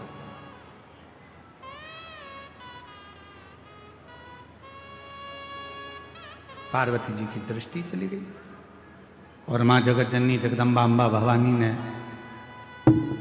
माता पार्वती जी ने देखा तो अपनी सहेली से पूछा कि ये है कौन है ये जो भगवान शंकर के मंदिर में पोछा लगा रही है, झाड़ू लगा रही है, सेवा कर रही है, आखिर ये है कौन? पार्वती जी की सहेली के मुख से निकल गया, ये राजा भद्रायु की पत्नी कीर्ति मालिनी। राजा भद्रायु, हाँ, शिव का परम उपासक, भगवान शंकर की अविरल भक्ति को वह धारण करता है, शिव जी का भजन करता है, शिव नाम में डूबा रहता है। भगवान शंकर के सिवाय उसका मन कहीं लगता ही नहीं है। शिव शिव शिव शिव दिन रात रटता रहता है, दिन रात। ऐसा कोई क्षण नहीं जाता जिस क्षण में वो भगवान शंकर का भजन ना करता। प्रत्येक क्षण, प्रत्येक पल, प्रत्येक घड़ी वो शिव भक्ति में डूबा है। यहां तक नाम जप इतना ज्यादा करता है कि सिर भी नहीं। वो एक श्रीमद् भागवत में एक उद्धव संवाद में एक लाइन आती है, महाराज,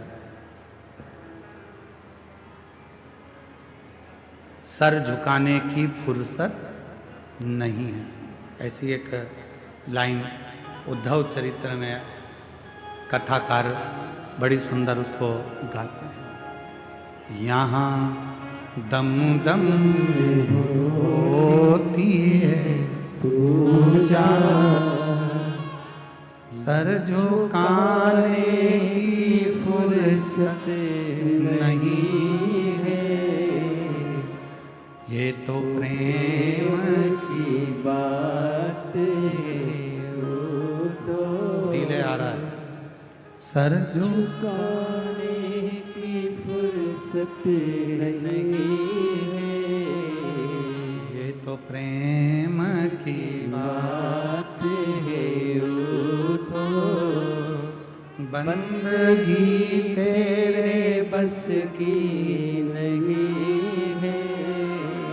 बस उसी तरह राजा भद्रायु का चरित्र कह रहा है, उसी तरह भद्रायु का चरित्र वर्णन कर रहा है। शीश भी नहीं झुकाता भद्रायु, शिव नाम में लगा रहता है, भगवान शंकर के भक्ति में लगा रहता है, भगवान शंकर के मंत्र जाप में लगा रहता है। पार्वती जी ने पूछा, भद्रायु कौन? सखी ने कहा, शंकर का भक्त। और एक लाइन सखी ने और कह दी पार्वती जी से कि तुम्हारी भक्ति भद्रायु की भक्ति के आगे तो शून्य है। जो भद्रायु भक्ति करता है उसके आगे पार्वती तुम्हारी भक्ति शून्य है।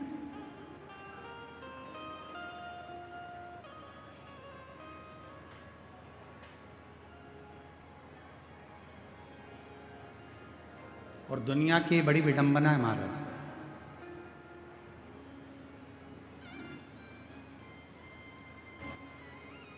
संसार में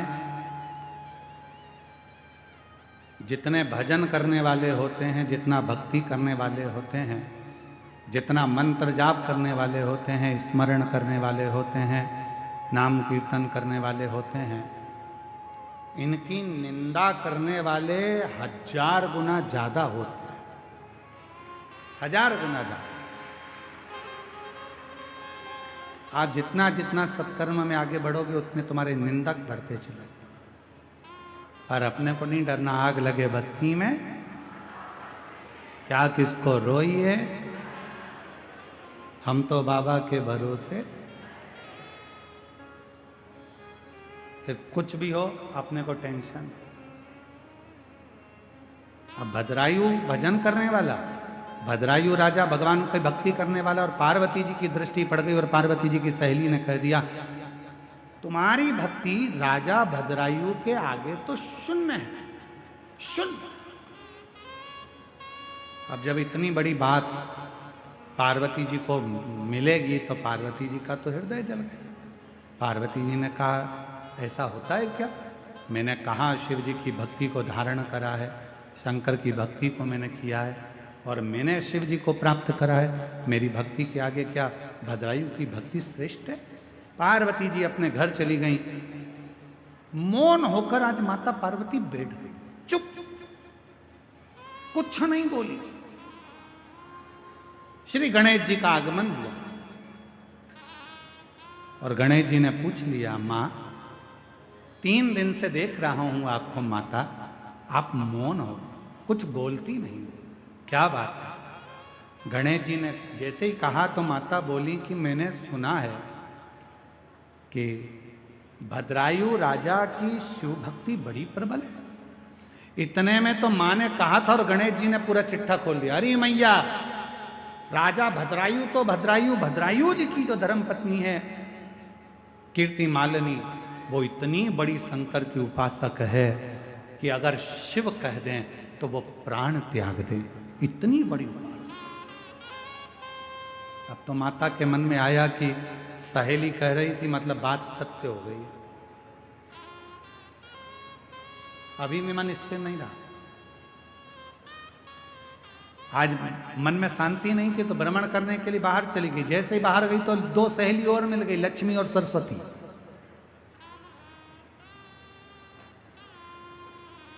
दोनों ने पूछ लिया क्या बात है पार्वती, आज तो आप बहुत चुप दिख रही हो। पार्वती जी बोली बस ऐसे ही मन कर गया। इतने में लक्ष्मी जी बोली अभी हम आ रहे थे तो राजा भद्रायु शंकर जी का भजन कर रहा था, इतना सुंदर भजन करता। फिर इतने में सरस्वती जी ने बोला कीर्ति मालिनी भी इतना सुंदर भजन करती है शिव को रिझाने का, भगवान शंकर को मनाने का। इतने में तो पार्वती जी का हृदय और ज्यादा जल गया। आज पार्वती जी कैलाश पर पहुंची, शिव जी के नजदीक में जाकर बैठी और बाबा उनके मन के भावों को जान गए। तो भगवान शंकर पार्वती जी को लेकर तुरंत नंदी पर बिठाकर भ्रमण के लिए चल दिए और बाबा लेकर गए तो कहां गए? वही भद्रायु के सामने, उसी भद्रायु के साथ। पार्वती जी ने पूछा आप मुझे ये कहां लेकर आए? बाबा देवादिदेव महादेव ने कहा पार्वती ये राजा भद्रायु है, बहुत उपासना करता है मेरी, इसकी धर्म पत्नी है ये कीर्ति मालिनी, मेरी बहुत आराधना करती है। पार्वती जी को हंसी आ गई और पार्वती जी हंसकर बोली अगर आप इतनी तारीफ कर रहे हो तो एक बार परीक्षा लेना चाहती हूं, क्या मैं परीक्षा ले सकती हूं?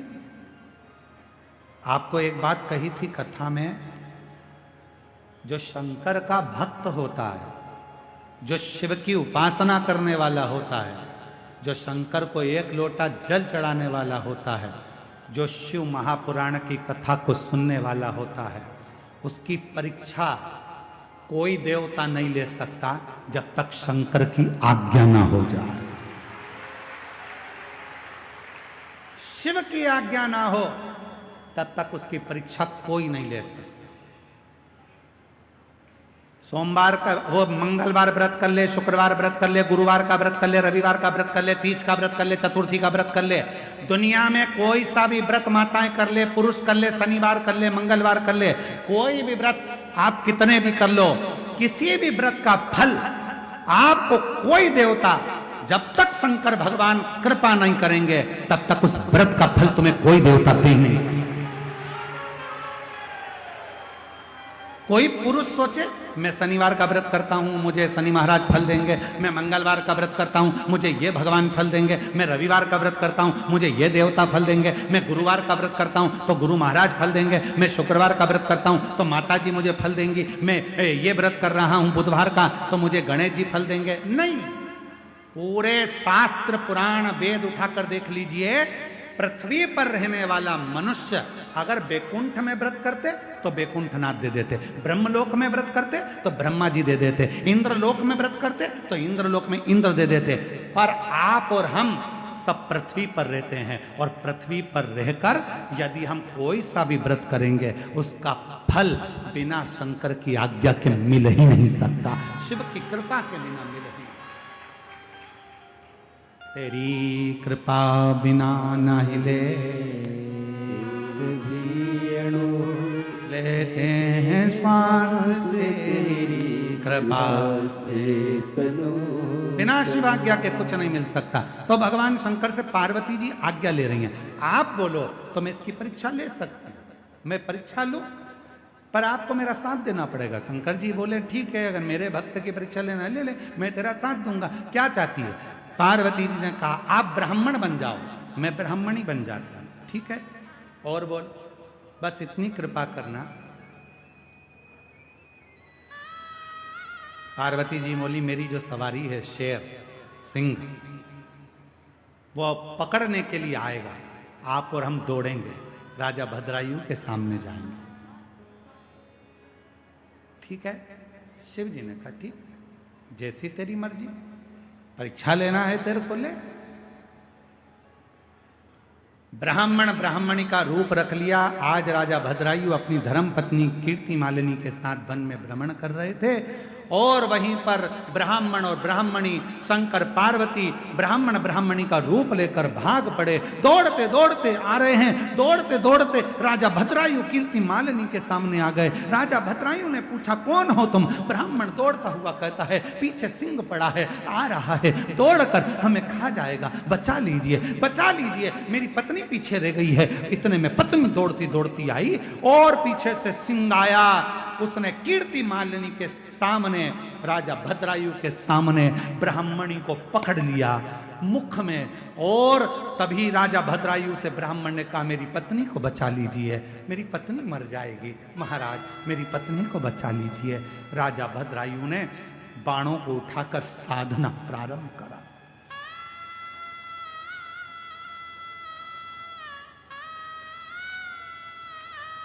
और राजा भद्रायु ने जैसे बाण चलाना प्रारंभ करा, बाणों पर बाण चलाता रहा, सिंह को कोई असर नहीं हुआ।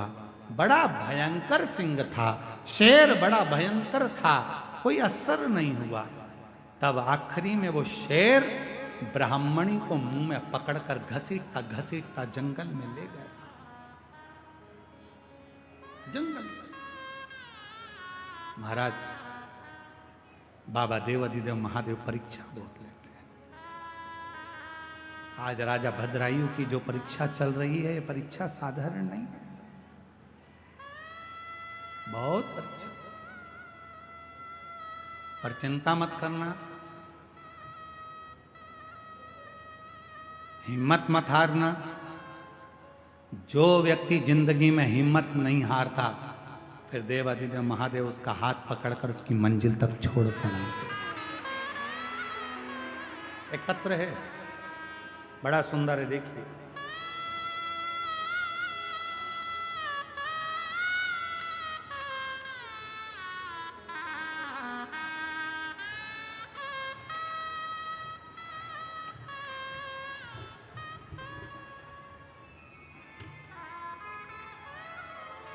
राजकुमारी देवी पति स्वर्गीय सुबोध मंडल, ग्राम पोस्ट कोरका घाट, जिला गोड्डा, झारखंड की निवासी हैं। कहीं बैठी हों तो हाथ हिला सकती हैं और बेलपत्र लेने के लिए आ सकती हैं। मेरा नाम राजकुमारी देवी पति स्वर्गीय सुबोध मंडल, ग्राम पोस्ट कोरका घाट, जिला गोड्डा, झारखंड की निवासी हैं। कहीं बैठी हों तो हाथ हिला सकती हैं और अगर कहीं बैठी हो, अच्छा दिख गए हो आप, ऐसे हाथ हिला दो जी। हो सके तो एक बेलपत्र लेने के लिए अगर जगह हो तो आ जाइए। अब इतनी दूर से चलोगी तो कल तक ही आओगी, फिर भी प्रयास कर लो, अगर आ जाओ तो अच्छी बात है। गुरुदेव, मेरे पति की मृत्यु 2003 में हो गया था। हमको 3 बच्चे हैं। हम हिम्मत हार चुके थे, पर कथा से मन ऐसा लग गया, जब जब बच्चे बोलते थे कि हमें संभालने वाला कोई नहीं, तब हम आपकी कथा से उनको हिम्मत देते हैं कि संभालता शिव है। गुरुदेव, शंकर संभाल। 3 बच्चे पढ़ाई कर रहे हैं। बच्चे कहते मम्मी क्या हमारी सरकारी नौकरी लग जाएगी? हमने हमारे बच्चों से एक ही बात कहा, सीहोर वाला बाबा कहता है 1 लोटा जल यदि चढ़ाओगे तो उसका फल मिलेगा। जो हमारे बच्चों को लेकर हम 2024 में फरवरी के महीने में सीहोर पहुंच गए और बाबा की ऐसी कृपा हुई गुरुदेव, मेरे 3 बच्चे शिव की कृपा से, वो कुबरेश्वर बाबा की ऐसी भूमि है गुरुदेव, जहां का कंकर शंकर इतनी कृपा कर दिया। फरवरी 2024 में हम सीहोर से आए, 15 दिन पूरे निकले और बाबा की कृपा से मेरे तीनों बच्चों की नौकरी सरकारी में लग गई। मैं बाबा को प्रणाम करता। तीनों बच्चों की नौकरी, छोटी बेटी थी उसकी भी नौकरी लग गई और आज बाबा की कृपा से झारखंड में ही बेटी जेई के पद पर नौकरी कर रही है और मेरे 2 बच्चे भी नौकरी। ये शिव। एक पत्र और है बड़ा।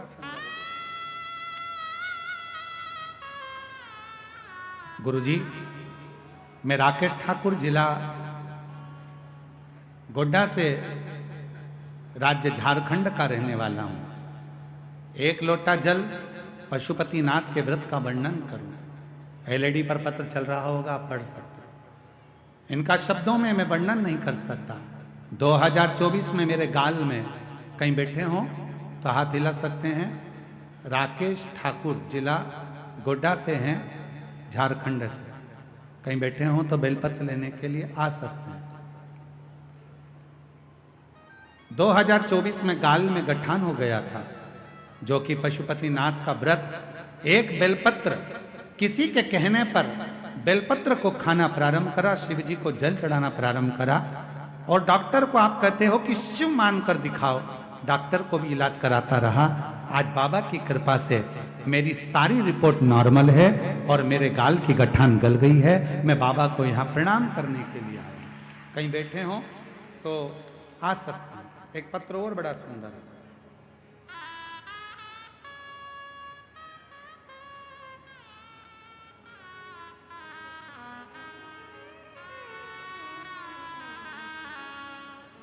और शंभु शरण पड़ी मांगो घड़ी रे घड़ी दुख काटो, दया करी दर्शन आपो। ओ शंभु शरण पड़ी मांगो घड़ी रे घड़ी दुख काटो, दया करी दर्शन आपो। गुरुजी, मेरा नाम शिविका चौरसिया, जिला कन्नौज, उत्तर प्रदेश से आई है। कहीं बैठी हो तो हाथ हिला सकती हैं। कहीं बैठी हैं, हाथ हिलाओ। हाँ, दिख गए हो। आ जाइए, एक बेलपत्र ले जाइए। मेरा नाम शिविका चौरसिया, जिला कन्नौज, उत्तर प्रदेश की रहवासी है। अनिल आर्य जी तुम्हारे मोहल्ले की हैं। अभी हमें अनिल आर्य जी हैं, बड़े शिव के भक्त हैं। आज आपके बेटे का भी जन्मदिन है। आपको बहुत बहुत साधुवाद है, बहुत बहुत साधुवाद। कन्नौज उत्तर प्रदेश से। गुरुजी मेरा जीवन बहुत कष्टमय रहा, बहुत पढ़ने पर भी मेरी नौकरी नहीं लग रही थी, हमेशा 1-2 नंबर से रह जाती थी, हिम्मत टूटने लगी थी। लेकिन मेरी माँ कहती थी कि मेहनत करो। वो सीहोर वाला बाबा कहता है कि 4 बार रात भर जाकर पढ़ो, पर चौगनी मेहनत करो और पढ़ो। तब मेरी माँ ने कहा कि अब तू हारे जा रही है तो एक बार एक काम कर, सीहोर चली जा। गुरुदेव हम 2024 में सीहोर पहुंच गए। वहां हमने कंकर शंकर की पूजा की, 2 दिन की कथा सुनी। इतना भीड़ था गुरुदेव वहां पर, उस पूरी भीड़ में बाबा का भजन कर कर कंकर लेकर आ गए। गुरुदेव 2024 में काशी में सतवा बाबा जी ने कथा कराई, उस कथा के पंडाल में जाकर बैठ गए। क्योंकि आप कहते हो कि कथा के पंडाल में बैठकर जो मांगा जाता है शिव देते जरूर है। मुझे उम्मीद थोड़ी कम थी, इतने सालों से मेरी नौकरी नहीं लगी तो अब क्या लगेगी। हम सतवा बाबा ने कथा कराई तो वहां जाके बैठ गए, वहां की मिट्टी को प्रणाम कर कर उठा कर लिया है। और बाबा की ऐसी कृपा हुई गुरुदेव, जनवरी 2025 में मेरा बिहार में टीचर के पद पर सिलेक्शन हो गया गवर्नमेंट के। मैं गोपालगंज में ज्वाइनिंग मिल गया है, बाबा को यहाँ प्रणाम करने के लिए आई हूँ। शिव की भक्ति किसको कहते हैं, शंकर की उदारता किसको कहते हैं, शिव नाम किसको कहते हैं। महाराज शिव परीक्षा बहुत है, मेरा वो घरदानी परीक्षा बहुत। और बाबा की कथा कहते हैं, भद्रायु के सामने दौड़ते दौड़ते ब्राह्मण आ गया, ब्राह्मणी आ गई और दौड़ते दौड़ते आए और उस ब्राह्मणी को सिंह ने पकड़ लिया और शेर ने पकड़कर उस ब्राह्मणी को ले जाकर जंगल में घसीट कर ले गया। ब्राह्मण रोने, ब्राह्मण रोने, मेरी पत्नी को बचा लीजिए, मेरी पत्नी को बचा लीजिए, पर बच ना पाए। कैसे बचा? महाराज जब पत्नी चली गई, ब्राह्मण रोता रोता भद्रायु से बोला, तुम क्षत्रिय हो? एक वीर क्षत्रिय के सामने उस एक ब्राह्मण की पत्नी को सिंह लेकर चले गया? तुम्हें क्या आता नहीं है? ब्राह्मण ने कहा, राजन आज मेरा हृदय बड़ा दुखा है, बहुत हृदय। आज मेरी पत्नी, आपके होते हुए भी मेरी पत्नी आज मारी गई। राजन एक क्षत्राणी, एक वीर क्षत्रिय का यह फर्ज बनता है कि यदि कोई ब्राह्मण पुकारे, कोई ब्राह्मण आकर यदि आवाज लगाए तो उसको, उसके परिवार की रक्षा करना एक क्षत्रिय का फर्ज है। परंतु तुम मेरी पत्नी को नहीं बचा पाए, मेरी पत्नी को नहीं बचा। राजन मैं तुम्हें श्राप देता हूं। भद्रायु चरणों में गिर गया। महाराज थोड़ा सावधानी से सुनिएगा, बड़ी सुंदर कथा है बाबा की। राजन मैं तुम्हें श्राप देता हूं। इतना श्राप का शब्द सुनना था और भद्रायु के नैनों से जल बहने लगा। कीर्ति मालिनी पास में खड़ी थी, वो भी रोने लगी। भोले बाबा आपकी आराधना करी है, साधना करी है, ये क्या हो रहा है? इतनी आराधना साधना करने के बाद ये हो क्या रहा? शंभु, हे शिव, ये क्या हो? नैनों से जल बह रहा। मैं श्राप देता हूं भद्रायु राजा तुमको। भद्रायु चरणों में गिर गए। महाराज श्राप ना दीजिए, पहले आपको क्या चाहिए? ये मेरा वैभव, मेरी सत्ता, मेरी दौलत, मेरा राज्य, मेरा सिंहासन सब आपका है। आप तो ब्राह्मण हो महाराज, श्राप क्यों दे रहे हो? मैंने तो बाण चलाया था, सिंह नहीं मरा या सिंह उसको नहीं छोड़ा, तो उसमें गलती मेरी क्या? मैंने क्या गलती की? महाराज क्षमा कर, क्षमा। राजा भद्रायु ने कहा मेरे राज्य में से तुमको जो चाहिए, मेरे राज्य में से जितनी दौलत चाहिए, मेरे राज्य में से जितनी सत्ता चाहिए, सब ले लीजिए। ये सारी सत्ता आपकी है, सारा वैभव आपका है, सब ले लो। नहीं, ब्राह्मण बोला मैं दौलत का करूंगा क्या? जिस व्यक्ति की आंखें चली गई हो और उसको तुम हीरे का हार दे रहे हो, तो हीरे का हार का करूंगा क्या? आंखें तो चली गई मेरी, अब हीरे का हार का मैं क्या करूंगा? तो महाराज बोलो आपको क्या चाहिए? भद्रायु राजा के सामने ब्राह्मण ने कहा मेरी पत्नी चली गई, तो आपकी ये रानी पत्नी मुझे दे दीजिए।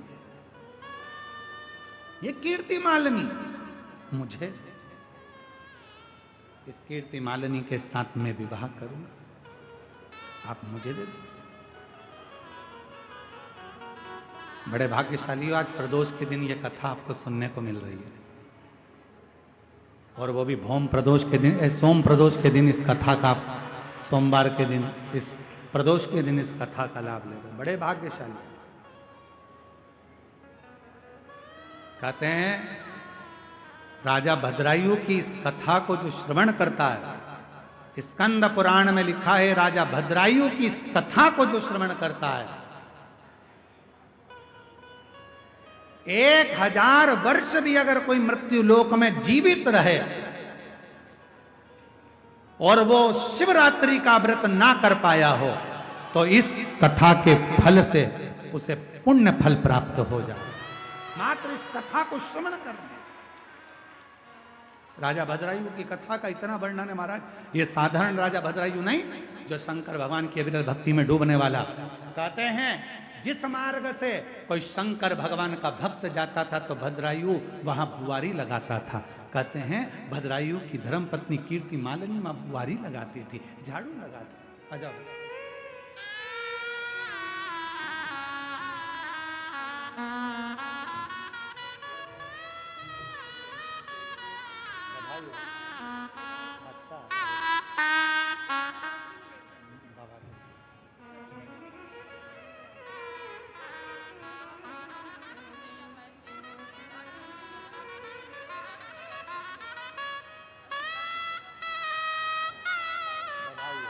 बहुत बहुत बधाई। एक बार जोरदार ताली बजाओ तीनों भाई बहन की।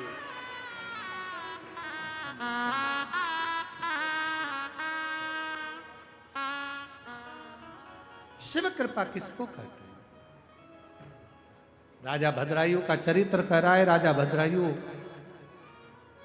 हर तरह से, राजा भद्रायु हाथ जोड़कर कह रहे हैं आपको क्या दूं राजन, जो जिसके नेत्र चले गए हैं उस नेत्र विहीन को यदि तुम हीरे का हार दोगे, ये गाड़ी, ये बंगला, ये धन, ये दौलत, ये संपदा, ये सत्ता यदि आप दोगे तो वो किस काम का? मुझे अगर देना चाहते हो राजन, यदि मुझे देना चाहते हो, आपकी धर्म पत्नी कीर्ति मालिनी को मुझे दे दीजिए। कीर्ति मालिनी? राजन कहते हैं महाराज आप ब्राह्मण कुल में जन्मे हो, आपके गुरु ने आपको गुरु दीक्षा दी, आपको मालूम नहीं है? पर स्त्री पर अगर निगाह भी दे दी जाए तो हमारे जीवन का करा हुआ सारा पुण्य समाप्त हो जाता है। क्या आपको मालूम नहीं है? क्या ब्राह्मण होकर आपको ये ज्ञात नहीं है कि पर स्त्री पर अगर निगाह दे दी या पर स्त्री को अपना बनाने का प्रयास करा तो हमारा पूरा पुण्य छिन्न हो जाता है, हमारा वैभव छिन्न हो जाता है? क्या आपको मालूम नहीं है महाराज? ब्राह्मण कहते हैं कि महाराज हमें सब मालूम है, परंतु मुझे तो अगर कुछ देना चाहते हो तो अपनी धर्म पत्नी कीर्ति मालिनी दे दो। कीर्ति मालिनी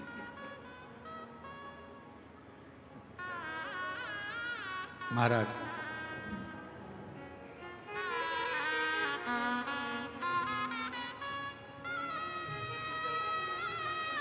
बधाई हो। एक बार जोरदार ताली बजाओ।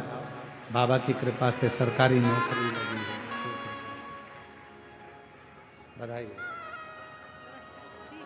श्री श्री राम। अगर आपको देना है तो आपकी धर्मपत्नी कीर्ति मालिनी दीजिए। महाराज ये श्रेष्ठ नहीं है। खूब समझाया भद्रायुओं ने पर ब्राह्मण मानने को तैयार नहीं हुआ। आखिरी में कीर्ति मालिनी खड़ी थी, आंखों से आंसू गिर रहा था, नैनों से अश्रु बह रहा था। जल नैनों से आंसू बह।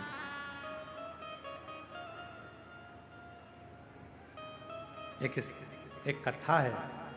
ये कथा तो राजा भद्रायु की है, पर एक कथा शिवपुराण में और मिलती है, शारदा की कथा।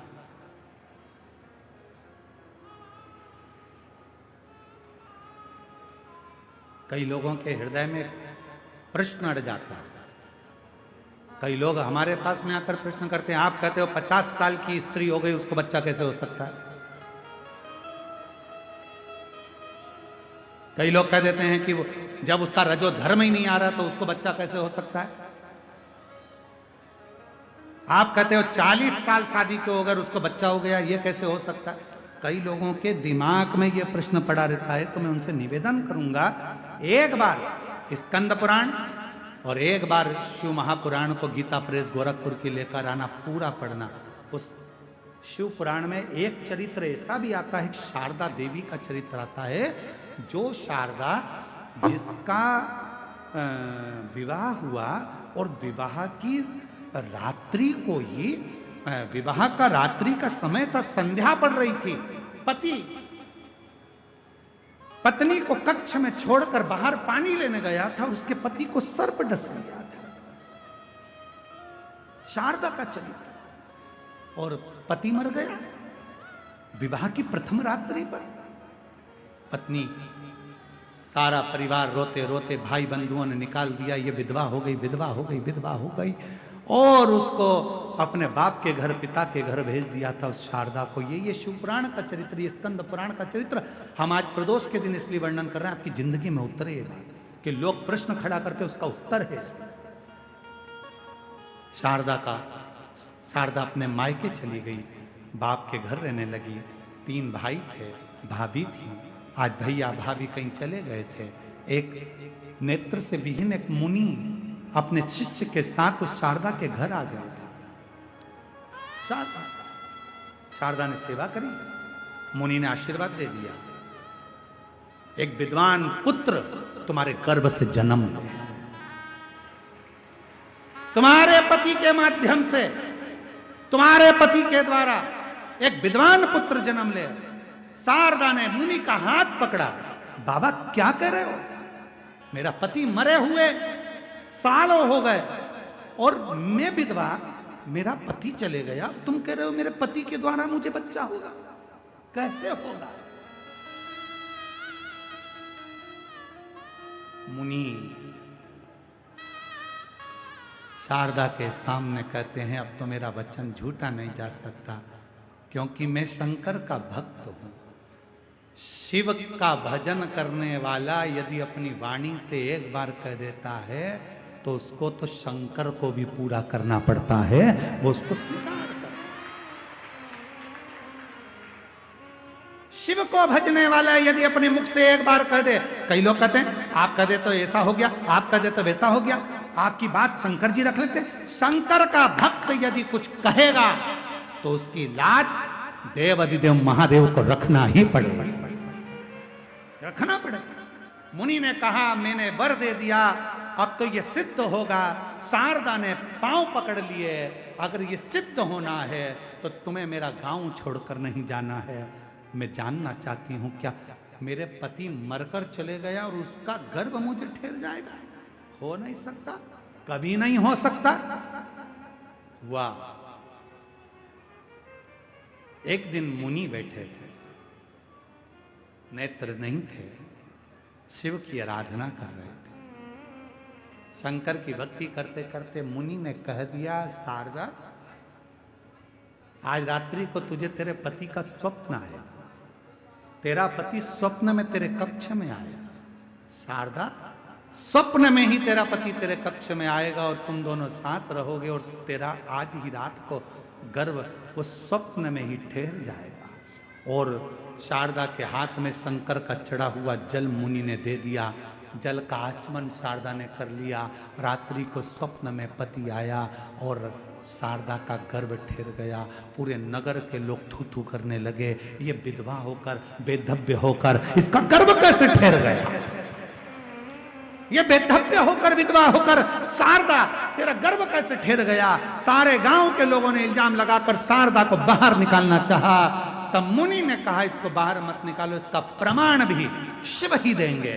चलो शंकर के मंदिर में। शंकर की एक बेलपत्र को मुनि ने उठाया, बेलपत्र की डंडी को पकड़कर कहा, बाबा आपको आना पड़ेगा, शारदा के लिए प्रमाण देना पड़ेगा। बेलपत्र में से आकाशवाणी होने लगी, मैं कालाधिपति महाकाल वचन देता हूं, शारदा के गर्भ में जो बच्चा है वो उसके पति का है। स्वप्न में मुनि का दिया हुआ वचन मैंने पूरा करा है। एक शिव भक्त का वचन निभाने के लिए मेरा देव अधिदेव महादेव प्रकट होकर वर देकर जाता है। लोग कहते हैं शिव पुराण से मिलता क्या है? शंकर जी की कथा में वो सियोर वाला महाराज आता है, कथा कहता है और लोग उसकी बात मान लेते हैं। लोगों की नौकरी लग जाती है, लोगों के कैंसर मिट जाते हैं, लोगों का दुख मिट जाता है। आखिर वो सियोर वाला महाराज कथा कहता है तो उसकी कथा में ऐसा क्या है? कुछ नहीं है सियोर वाले महाराज की कथा में, क्योंकि सियोर वाला महाराज शिव पुराण बाँचता ही नहीं है। कथा तो महादेव खुद आकर बाँचते हैं और उनकी वाणी बोलती, उनकी वाणी बोलती है, क्या हम नहीं बोलते? क्यों? ये स्कंद पुराण का शारदा का चरित्र कभी पढ़िएगा जरूर, और अगर कल मौका लगेगा तो अपन स्कंद पुराण यहां लेकर आएंगे और उस माँ शारदा का, उस शारदा के चरित्र को लाइन से हम उसको आपको दिखाएंगे और आप उसको पूरी आस्था चैनल उसको पढ़े। पक्का? अरे बोलो तो जम के, पक्का? उसको पढ़िएगा। तो कल हम स्कंद पुराण भी लेकर आएंगे, यहीं बैठकर उसका आस्था चैनल पर पूरा लेख आपको दिखाएंगे, क्योंकि बड़े प्रेम से आप उसको पढ़ना कि उसमें कितना सुंदर। कई लोगों को होता है कि महाराज बोल दिया, ऐसे ही बोल दिया होगा कहीं से कथा बनाकर। ना ना ना ना, ये व्यासपीठ कोई साधारण पीठ नहीं है जिस पर कथा बनाई जाए। ये व्यासपीठ वो पीठ है जिसमें कथा स्वयं देव अधिदेव महादेव बाँचते हैं और आप और हम श्रवण करते हैं। श्रवण कर। राजा भद्रायु मुझे तेरी पत्नी दे दे। भद्रायु ने समझाया, नहीं माने। आखिरी में राजा भद्रायु की पत्नी देखकर रो रही थी, नैनों से नीर बह रहा था। राजा ने कहा, कीर्ति मालिनी वचन पूरा करना पड़ेगा, मैं आपका दान दे सकता हूँ। कीर्ति मालिनी आंखों में आंसू भरकर शिव को देख रही थी। उसने लिखा है वो सब होगा, उसका लिखा ना होता तो ये कुछ ना होता। राजा ने कहा, पर मैं तुझसे बहुत प्रेम करता हूँ, तेरा दान देने के बाद मैं अग्नि की चिता बनाऊंगा, परिक्रमा कर कर उस चिता में बैठ जाऊंगा, तेरे बिना रह नहीं सकता। कीर्ति मालिनी कहती है, मैं ब्राह्मण की हो जाऊं फिर मैं भी चिता में जलकर भस्म हो जाऊंगी। राजा ने चिता बनाई, अपनी पत्नी को ब्राह्मण को दे दिया और अग्नि की परिक्रमा कर कर भद्रायु उस चिता में जाने ही वाला था। इतनी देर में उस ब्राह्मण में से शंकर प्रकट हो गए, राजा का हाथ पकड़कर खींच कर दूर कर दिया। जो ब्राह्मणी शेर लेकर गया था वो दौड़ती हुई सामने आ गई। पार्वती मैया, शंकर भगवान आकर बोले, भद्रायु तेरी परीक्षा मां जगत जननी पार्वती लेना चाहती थी। क्या मेरा भक्त मुझसे भी ज्यादा तप कर सकता है? क्या मेरा भक्त मुझसे ज्यादा भजन कर सकता है? अरे मां पार्वती ने तेरी परीक्षा ली है, अब वर भी तुझे पार्वती लेगी। पार्वती जी ने हाथ जोड़े भद्रायु से कहा, तेरे जैसा शिव भक्त दुनिया में नहीं हुआ। राजन वर देती हूँ, मृत्यु लोक में अगर कोई मनुष्य तेरी इस कथा को श्रवण कर लेगा, उसने जिंदगी में कोई व्रत नहीं करे होंगे, कोई दान नहीं करा होगा, तो भी उसको सारे व्रतों का पुण्य और सारे दानों का पुण्य प्राप्त हो जाएगा। सारे दानों का पुण्य, सारे व्रतों का पुण्य राजा भद्रायु की कथा दे देते, राजा भद्रायु का चरित्र दे देते। ये पवित्र कथा का तत्व आपके और हमारे जीवन को आनंद बनाता है। लोग कहते हैं शिव पुराण में क्या मिलता है, लोग कहते हैं शंकर की कथा में क्या मिलता है। सियोर वाला महाराज आता है कथा वाचने के लिए, आखिर उनकी कथा में क्या रहता है। सियोर वाला महाराज नहीं आता, वो तो स्वयं शंकर आता है, व्यासपीठ पर बैठता है और वो खुद आकर बाचता है। उसकी वाणी कभी झूठ नहीं होती, इसलिए दुनिया की झोली भर जाती है। इसलिए हम भी व्यासपीठ पर बैठकर आपको आनंद के साथ कहते हैं कि आपने अगर कथा सुनी है और यदि 7 दिन तक कथा का रसतत्व आपने बैठकर श्रवण करा है, पंडाल में बैठकर जहां आवाज पहुंच जाए वहां बैठकर यदि आपने कथा सुनी है, तो यह भी निश्चित है 3 महीने में आपका पत्र इस व्यासपीठ पर जरूर होगा, मेरा बाबा झोली जरूर। निश्चितता, वो दिए बिना नहीं रह सकता, देता जरूर है। बस देवता देते हैं पल्ला झाड़ कर और महादेव देता है छप्पर, वो देता है। ऐसी पवित्र कथा का रसतत्व ग्रहण करे। माँ जगत जननी जगदम्बा अम्बा के सुंदर भाव तन से माँ भगवान श्री गणेश जी का प्रागट्य हुआ है। जोरदार ताली बजाएं, भगवान शंकर पार्वती श्री गणेश जी पधार रहे हैं। मैं बहुत बहुत साधुवाद के साथ अयोध्या से पधारी दीदी का बहुत बहुत वंदन अभिनंदन करता हूँ।